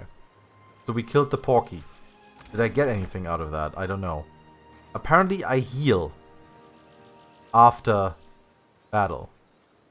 Which is interesting, but really quite good to know. Hey, fancy seeing you here. The spirit's voice warps and shifts. Muted, it is by a great distance. Even so, he grins brightly at you. I can't see much of anything, really, apart from you. Just endless gray. What happened? Shoo, go toward the light. You didn't make it, you idiot. I'm afraid you didn't make it. Weird. I thought death would be different. Big light and so on. But I don't see anything at all. Just you. Barav charged me with guiding souls to the afterlife, so I suppose you're my responsibility now. Oh. Suppose that sounds nice enough. I'll follow you then, shall I? Come along then. The spirit falls into step behind you, radiating cheer. Still seeing ghosts, huh? Suppose you're stuck with that. So, I now have like, what, a ghost following me around? Okay. Is it in my inventory? Yeah, sure. Yeah. Alright, and I've got a nice character screen too. I can apparently change my appearance at any time, which is nice. Also makes me a shapeshifter. Over here. It is good to see you well, Watcher. I believe the boars were hoping for easy meat. Oh, it's Chichupek. This is the deckhand that we saved instead of our crate. The bosun, Beadle, is in that cave over there. Ran in after a boar. Stubborn old dwarf. Okay, so why are you out here? I was able to calm one of the boars with a spell. For a time, at least. I have a tiny By the time I was ghost boar. through, I had lost sight of Beadle. Look at your little piggy. Just little ghost piggy, no one can see it. I remained here, hoping he would return quickly. He has not. What happened? After we made landfall, you mean? I woke and Beadle was close by, swearing fit to bring Andra's wrath upon us a second time. We began to search for supplies. I came over this way in hopes of gathering some of that blood moss over there. I thought it might be of use. I imagine the boars had the same idea. I'll look for Beodil then. I will make for the campfire. I must get this pistol cleaned if it's going to be of any use. Be careful in there, Captain. Alright. Man just walks off into the black screen. Sure. You have gained an item, blood moss. This item was put into your stash. This moss grows in sprawling slums. It's a common sight in more humid regions. Okay, I guess I can I can do something with that? Can I make drugs with that? Oh shit, if I get some more Spire Sponge, I can make Ripple Sponge. Very fine. Can't wait to make some delicious drugs. No, we're not gonna take drugs. Drugs are bad, okay? Look, there's a rainbow. Okay, let's explore a bit more before we go. Oh wow, look at this! They actually start wading through the water. They actually have like a wading animation. That's super cool. I'm quite impressed by this game. Eld, Engrim, and Vela. Oh, this is the old guy. Spy! Magran, here! My flame burns yet! Is that ye? Eld Engrim appears to be in sound condition, though his wax jacket is soaked through. He appraises you with blurry-eyed amusement. You woke just in time for the fun. Fighting off motherless raiders one moment, flung into the freezing depths of Ondra's bosom the next. Engrim's eye twitches as he flashes a smile notable for its extraordinary absence of teeth. Aye. Magran learns us poor bastards that a little excitement's good for the heart. The last Magranite to travel with me always went mad because of his goddess's trials. Even the gods can't break... Well, I've had enough trials for today. Can we go back on the ship now? Oh, it's like the little person. What are they called? Orlans, I think? Vela rocks back on the heels of her feet, watching you both. You're still drunk, aren't you? Dry as kindling, Watcher. His beard provides some cover for his smile, but his eyes twinkle playfully. Vela, don't let Engrim be a bad influence while I'm gone. That's unkind. You're the one decided to pluck this wean from the wilds of Aer Glanfith. Blame that stone steward of yours for bringing the furry maid along. The furry maid? Oh god. Uncle Engrim, you promised me ale. What? No ale. No ale for the child. Like I said, no drugs. We don't do drugs here. Uncle Engrim's thirsty too. He absentmindedly taps on his chest near his heart, sounding the thunk of something metal beneath the priest's jacket. This man's a priest? What does he preach? The drunken gospel of like dwarf religion or something? Do I have a map? I have a map. Velario's Rest. So I have map, journal, character, inventory, ship management, options. Okay. Well, that's cool. Okay. What do we have over here? Addendum added, stranded. Quest, helping hand. Search for members of your crew. Okay, to hunt a god, of course. Explore the island. Seek out a means of repairing your ship. Deadfire Archipelago. A voice from behind screams at me not to ruin her native language. It's like Archipelago. The Forgotten Sanctum has been installed. You will automatically begin the first quest of this adventure when you receive a visitor upon the high seas after having progressed far enough through Pillars of Eternity. Okay. Seeker Slayer Survivor has been installed. When the steward contacts you. Okay. Oh, so check this out. So this is like an overworld that we travel.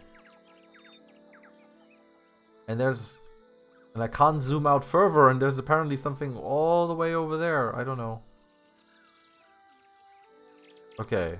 And then we have to find like areas and so on. Anyway, we're gonna go into that cave first. Always check out everything in one area first. So to get there quickly, speed!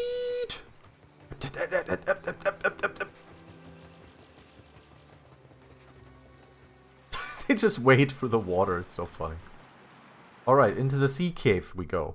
Where there is apparently the sea boar, mightiest of boars, which we shall hunt with our rapier.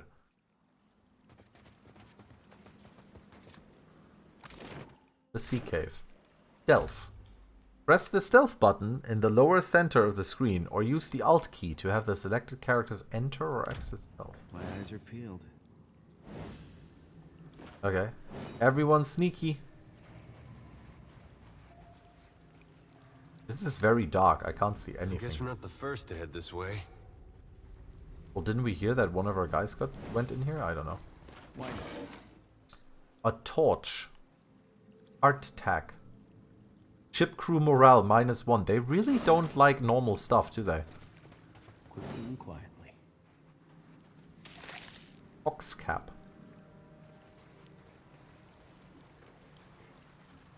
So wait, can I actually like equip the torch? If I, for example, if I like put it here, and then how would I switch the weapon stuff? Is there like a button for switching weapons?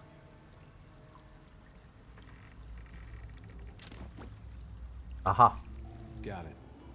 Now I've got like a torch. Of course, carrying a torch while you're stealthed is really. Oh, I can just click this. Okay. Carrying a torch while you're stealthed is of course super good. That keeps you very hidden. But what do we have there? What is this? A cave beetle. 1 skull. That means he's 1 level above me. Yeah. 61%. 84%. Okay, well, let's see if we can... See if we can, like, sneak up. Oh! After him! Oh no, he got me.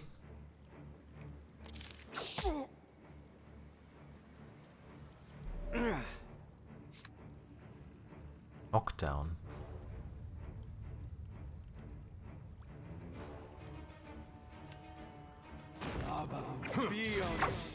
Flanked.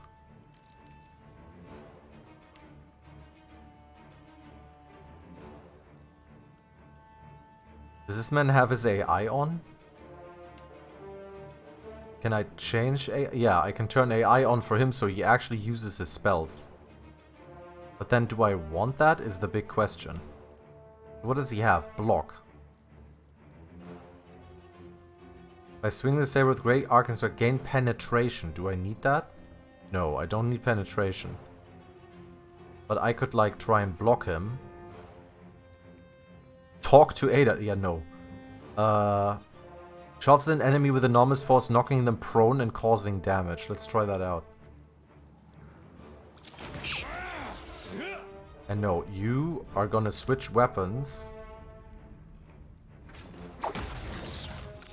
Okay. I guess he just like killed that thing.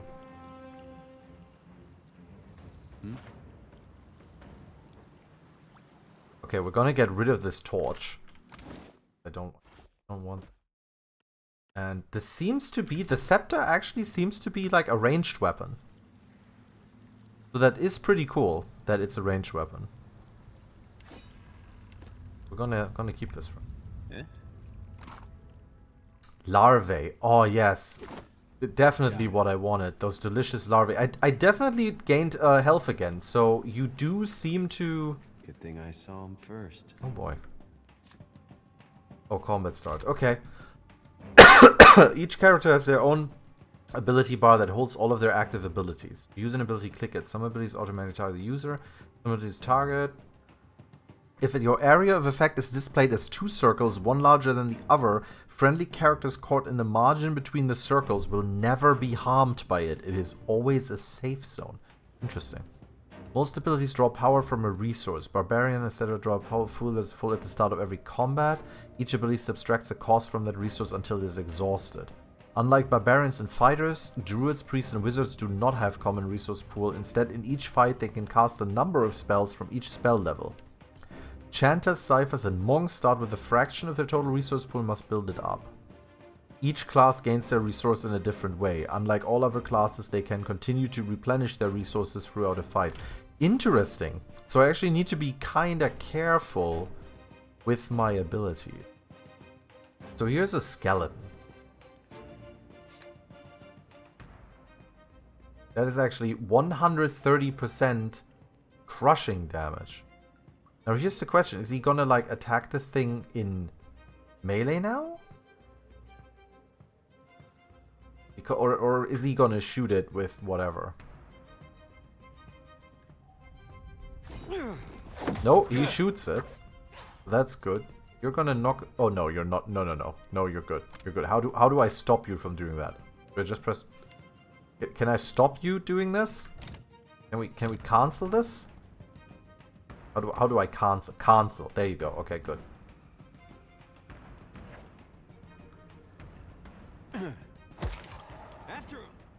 Okay, you're gonna knock this guy down. You're gonna attack this guy.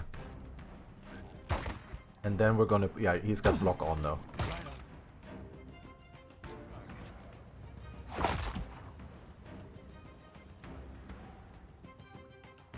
Okay, we're actually taking these down pretty alright. I'm having him in block stance, which means he doesn't attack quite as fast, but I think that's alright as long as he blocks. Because he's our tank, right? Yeah, yeah. Yeah. Pistol, medium shield, saber. Okay. What do you need? What kind of shield does he have? He has a medium shield round, medium shield heater. Shield engagement plus 1. This is literally the same thing. Same deflection, same accuracy, same shield effect, engaged. Shield engagement, +1 enemies engaged. Engagement occurs anytime a character attacks an enemy with a melee weapon. As soon as the attacker gets close enough, he or she will engage. When a character is first engaged, he or she will stop moving. The character is free to move around their engager, but moving away will provoke a disengagement attack. Characters brilliant. Okay, some afflictions make it impossible for a character to engage. Oh, I see. Interesting. So normally you can only engage one person, but because he uses a shield, he can actually engage 2 people at the same time. Okay. Okay, alright. We're gonna give him that shield though. I kind of like those knightly, you know, heater shields better than the round ones. Yeah, of course.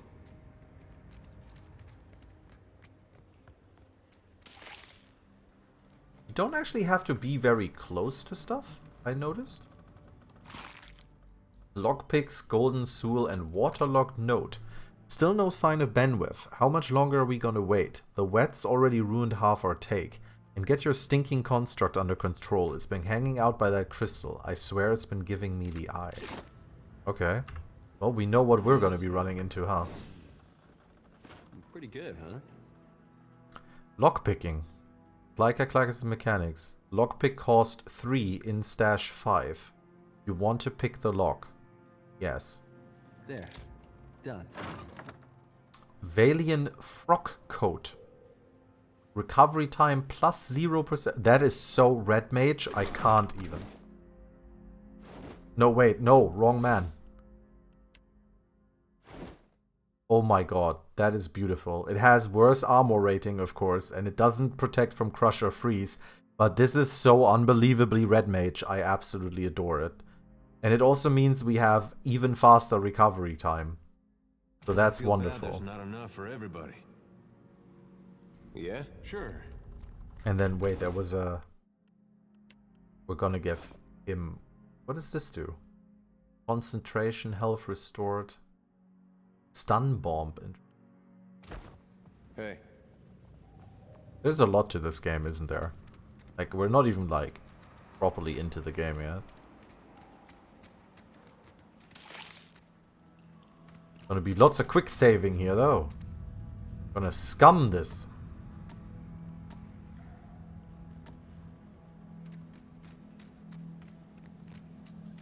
Sure. Palm slats, lockpicks, baby pearls. Looks like trouble. My eyes are peeled. Rusted copper construct. Aw, damn. I guess it spotted me. Okay. So what do we have there? A revenant. And a rusted copper construct, which is apparently 2 levels above us. And has a lot of defense. Like a lot of defense. We can penetrate it. We can penetrate it. It's actually gonna be kind of hard to hit. Alright. Well, let's see what we can do. Penetration 9.5. Unleashes a bolt of magical energy from the grimoire that inflicts raw damage and dazes enemies. That's good.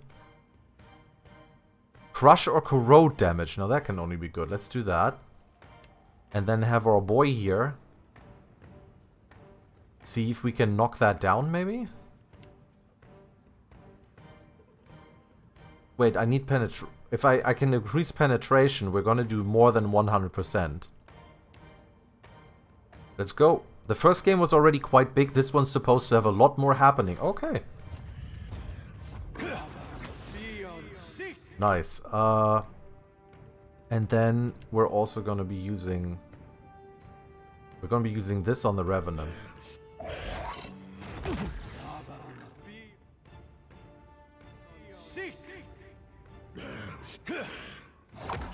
So they're engaged now.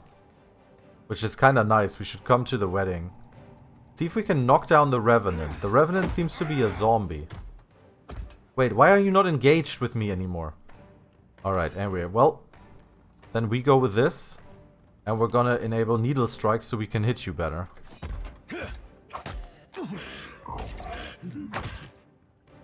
Target destroyed, perfect. Down goes the golem. And we're gonna stab this thing into the back. We'll try to knock it down once more. Oh no, it turned around now. Okay, so much for that.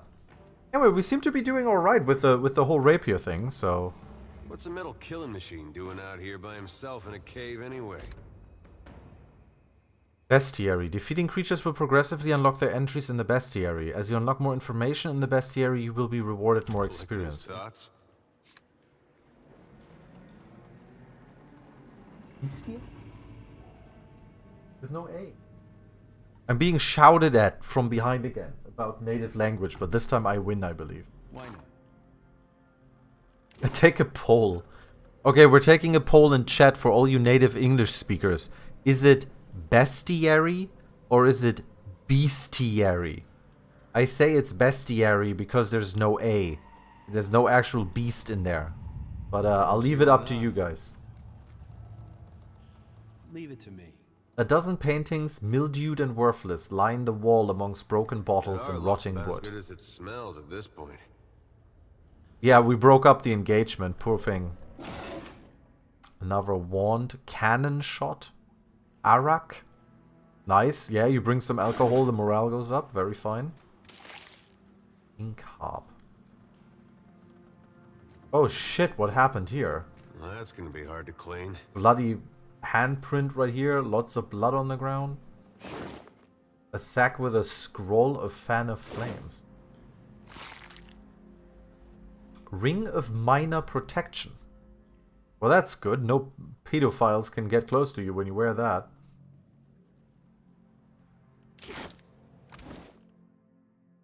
Plus 5 fortitude, 5 reflex, and 5 will. So... if I give this to him as our tank, he gets tankier, so I think that's good. The little piggy is so cute. I can't believe they gave you a little ghost piggy called Cosmo. That is the cutest fucking thing. Beodol. Oh, here's Beodol. Okay. Pirates, Andra take your scabrous souls for fish food. Is that what's this called? What's his name? God damn it! How do I forget all these voice actors' names that I always knew? The guy who did who always sounds like himself. Ah, well, whatever. Beodol. It's not Steve Blum. Okay. Deftron is like, I know exactly what you're thinking. It is not Steve Blum. Okay. Well, now we got a bosun. Just need a boat. A dare. And I see that corpse we've been carting around is looking a slight more sprightly. Good to see the two of you, but mind your step. You're right, by the way, it's not Steve Blum. Myself in a spot of trouble. It definitely sounded like Steve Blum at first, though. Been trying to find a way past without losing a leg or getting a face full of poison. I can take care of a few traps. I see them, I'll guide you through. You're afraid of a few snares. Set off the traps prematurely with a few heavy stones. That's actually kind of awesome. You wreak havoc upon the traps to the tune of snapping metal teeth and clattering darts. When the cacophony is ended, Beodol peers out from between his fingers and gives you a broad grin. Clever that. Oh, it's a good thing none of them were of the exploding variety. Eld Ingram would have gotten a kick out of that, I bet. It's just bats and stinking corpses in this cave. You find anyone else? Well, we've got a campfire going on at the beach. Then I'll head that way myself. See you on the beach, Captain. Nice. Did I just level up? Or because something just pinged up on me. Or did I just get XP? I believe I may have leveled. I have indeed. It has enough experience to level up. Oh yeah, that was quick. So now what can we do? We can invest 1 point into an active skill and 1 point into a passive skill. Arcana, Alchemy, Athletics. Characters with Athletics can use the second wind ability to recover lost health.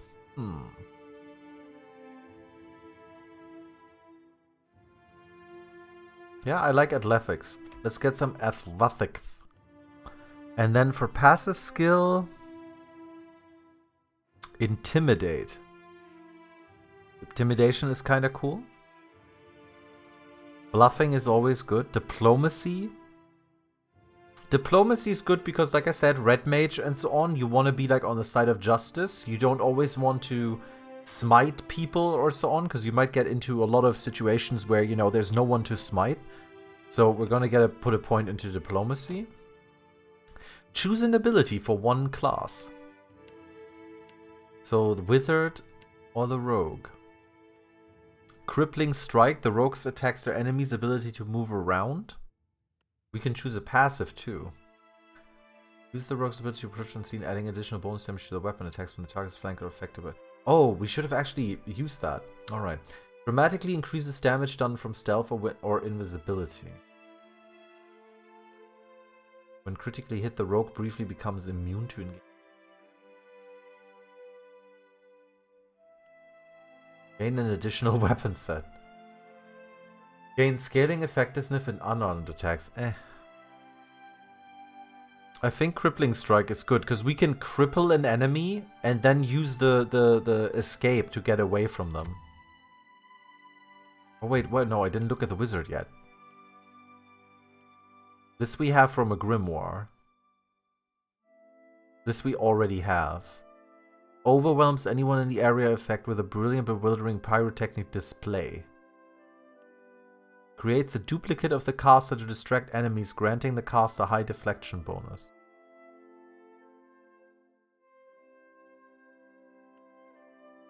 Powers the caster with unnatural speed. Creates a cone of fire. The wizard temporarily receives the Aware Inspiration. Perception Inspiration. Aware characters have +5 perception and 50% grace to hit. Gain an additional weapon set.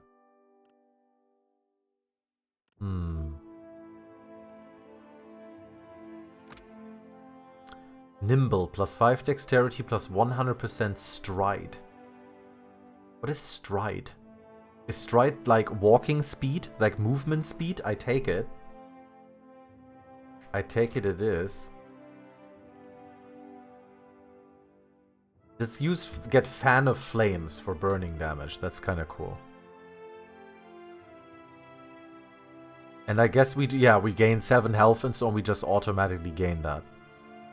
Attributes, I guess we didn't gain.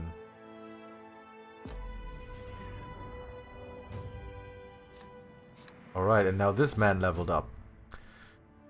Let's see. This man is gonna get some more athletics. And yeah, I think we do want our tank to be able to intimidate people. And he's a fighter. The fighter, let's see here. Passive, he does that.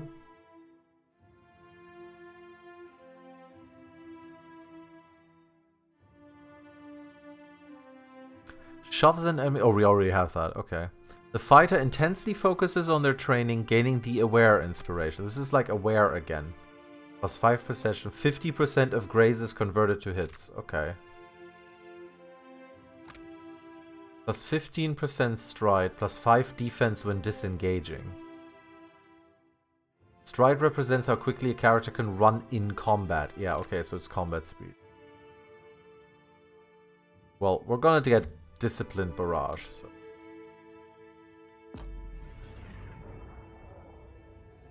Alright. Sure. Is that an exploding barrel? Nice hit. Or is this just a regular barrel? A dire. It was a regular barrel. Would you look at this? Leave it. Wait, I thought I set all these traps off, or did I only set up off the traps that were like in front of the dwarvy? Sure. What do you need? Yeah. Trap disarmed, nice. Trap detected on the chest too, though. Why not? Trap disarmed. Oof.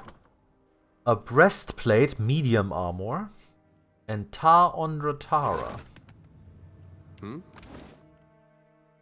Corrosive cloud trap. Not really a trapper. The breastplate. Well, not better than what we have, so... Is this what the one that he's wearing is giving the second chance? So. Sure. Good thing I saw him first.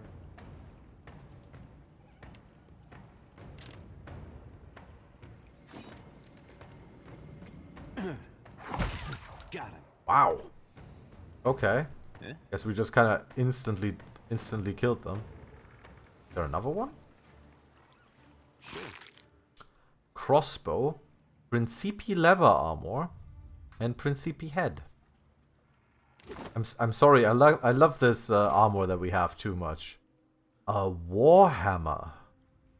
Accuracy versus deflection. Damn, a warhammer, huh? Does less damage. It does crushing damage. Wait, he's got a bow? Oh, he's got like a bow as another set. Okay. I don't want him with a bow though. Like both bows are cool and all, but this is our man here is not a bow. We can copy the shield in here, and then we can in the other main set put a warhammer. So we can make it so that when we're fighting a skeleton or whatever, he can switch to the warhammer and do crushing damage. I think that's pretty cool. I got it. Good thing I saw him first. Oh boy, okay, what do we have here? A sea bat and another sea bat. Cannot enter stealth mode in combat, god damn it. Flee! After him! I don't think you need this anymore. But I will keep you with the blocking. Missed. Go into melee. Flank them. Oh no, what is this? What are you doing? What are you doing? Where are you going? Don't push them like that. That was awkward. Do it.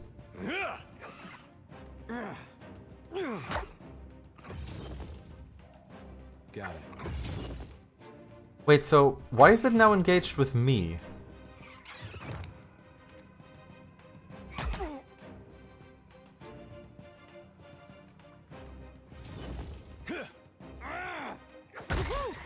There we go. Okay, I'm not 100% sure about this whole engaging thing just yet. I'll have to learn that. What's the fangs? No problem. Oh yeah, and there's my health coming back after combat. Okay. Leave it to me. I'm gonna casually pick up that cave corral. Did I... Okay. Underwater passage. Abandoned hideout.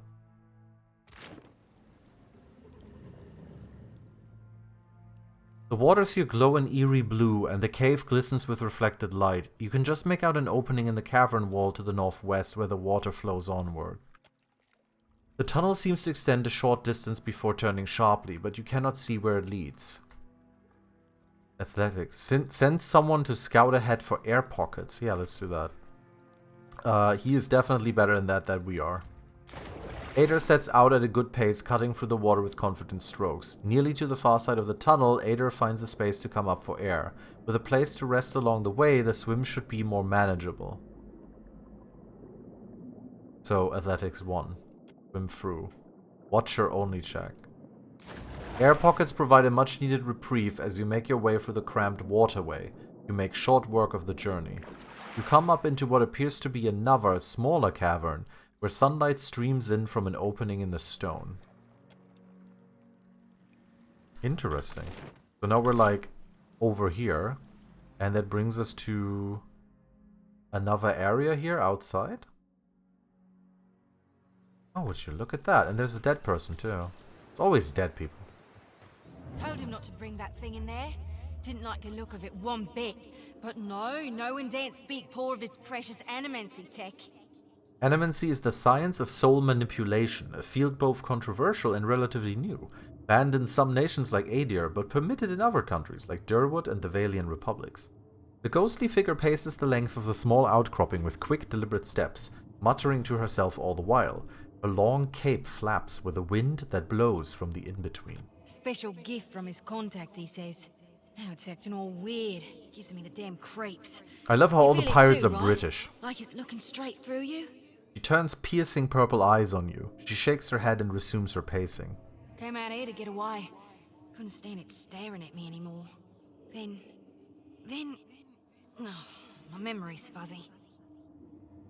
Anyway, you want a Benwiths? Haven't seen you for, but he's been bringing all sort of new folks on lately. Can't hardly keep track. What accent would you give pirates? I don't know. It depends what kind of pirates they are. I guess these people are just British pirates. Looks like the rocks here did a number on your boat. I think I remember something about a boat. Yeah, and some screaming. Look, maybe we should stick together. Feels right, you know? Well, with you being the only other thing around and all. I can give you a hand with, spirity stuff. No kidding, I've always wanted a ghost ring. I'm a watcher, I've got spirity stuff covered. I've always wanted a ghost friend. And I've always wanted to be a ghost. Look at us, all in accords. We're like two peas. I just hope you know where you're going, because I ain't got half a clue. The spirit tries to give you a friendly pat on the shoulder, but her hand passes right through you. Unperturbed, she grins and walks along behind you.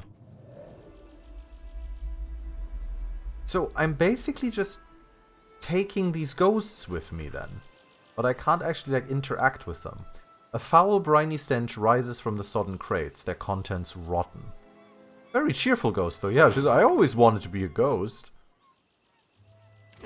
It's like, yeah, really?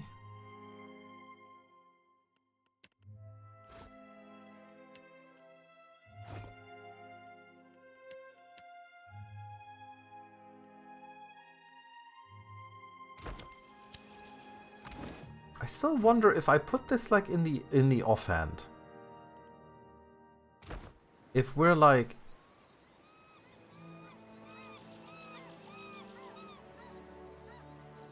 actually gonna attack with it. Alright, now to do the swim back, I guess. Pool is still and quiet. Having made the arduous swim once already, you're fairly confident you can find your way back. Swim through. Sure.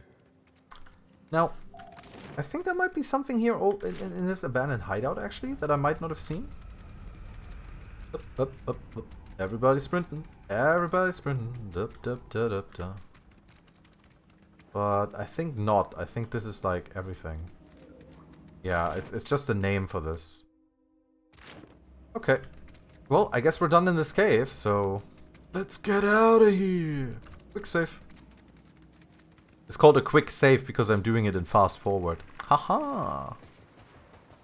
It's a really pretty game. I really, so far, enjoy all of these areas that we've seen.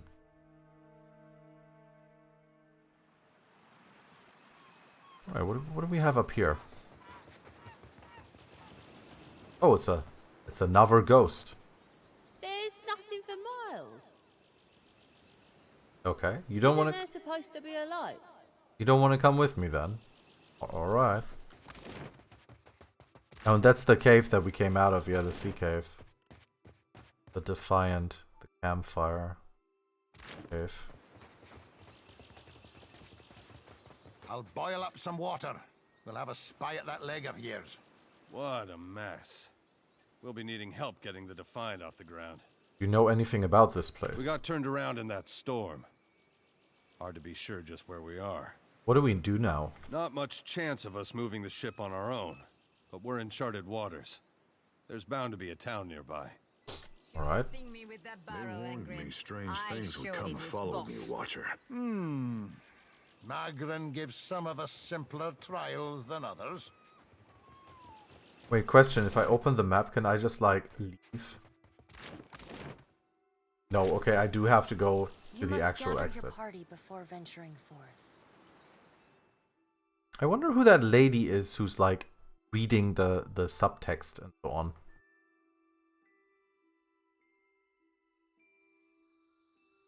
Alright. So, I guess we're gonna explore this island, land, wherever we are right now. Apparently there is a camp here. Which gives me 17 ale. Okay, I kinda expected people or so. But, alright. Illonet's Fork. Guess we found another area. In the distance, you see a simple wagon. The angle at which it rests on the road, one side jutting above the other, suggests that it has been damaged or disabled. Even from your vantage, you can make out kith milling around. We're gonna sneak closer to observe. As you near the cart, you make out a group of Retzeran pilgrims in rough spun linens and cottons. A single draft horse stamps at the ground impatiently, as two of the pilgrims argue over the front right wheel, which seems hopelessly stuck in the mud. Approach openly, ambush and attack, leave the road and avoid the wagon. We approach openly. One of the pilgrims notices you. Her step back draws the attention of the others, and a man in well-worn gambeson steps forward. The weight of deep concern hangs on his face. Did the dreams bring you here as well? The other pilgrims look to you with a mix of apprehension and hope. Of course, why else? Dreams, I question? We are farmers, come from Retzeras to work the colony fields here. We are believers, all to the one in the light of Eothas. Oh. Oh. These guys believe in the bad god that we killed and that came back, and now we're following his naked ass. The other pilgrims nod fervently in agreement. A woman with a smiling baby lifts the infant's hand to wave. Oh no, I have to massacre these people.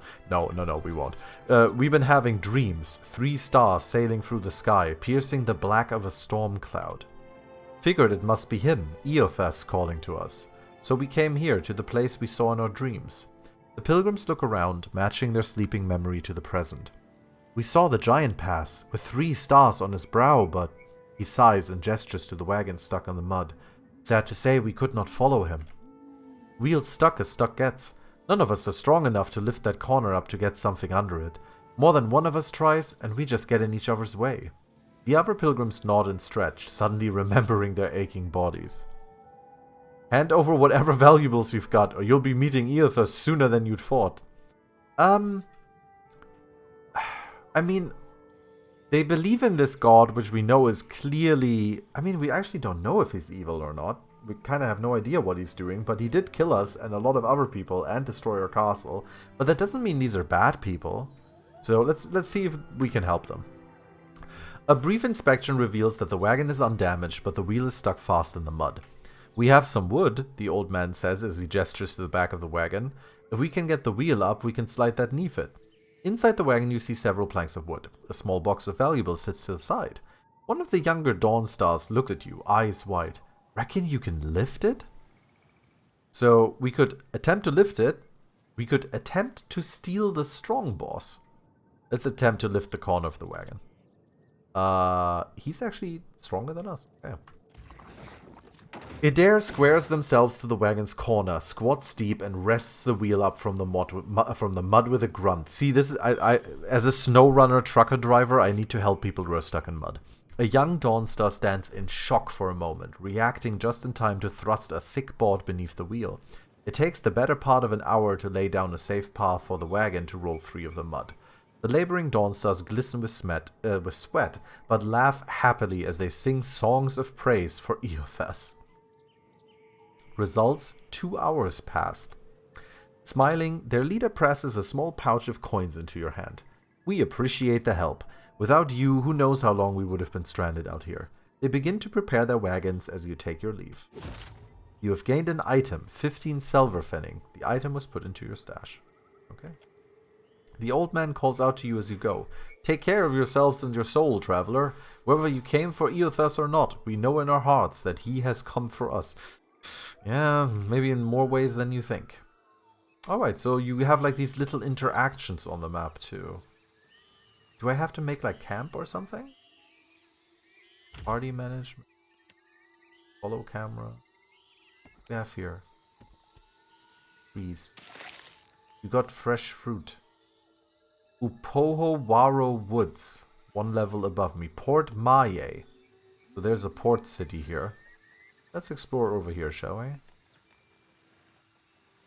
There's a bridge. A burial site.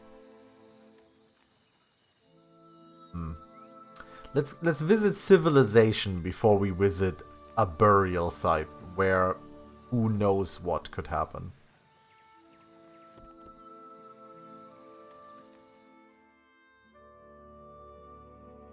Character's power level. Vegeta. What does the scouter say about the Pillars of Eternity's power level? Alright, Port Maye Harbor, mid-spring, Maj Prima, 2828. This looks great. This kind of reminds me of like Commandos, like Commandos 3 or something like this graphically. This is really detailed and pretty.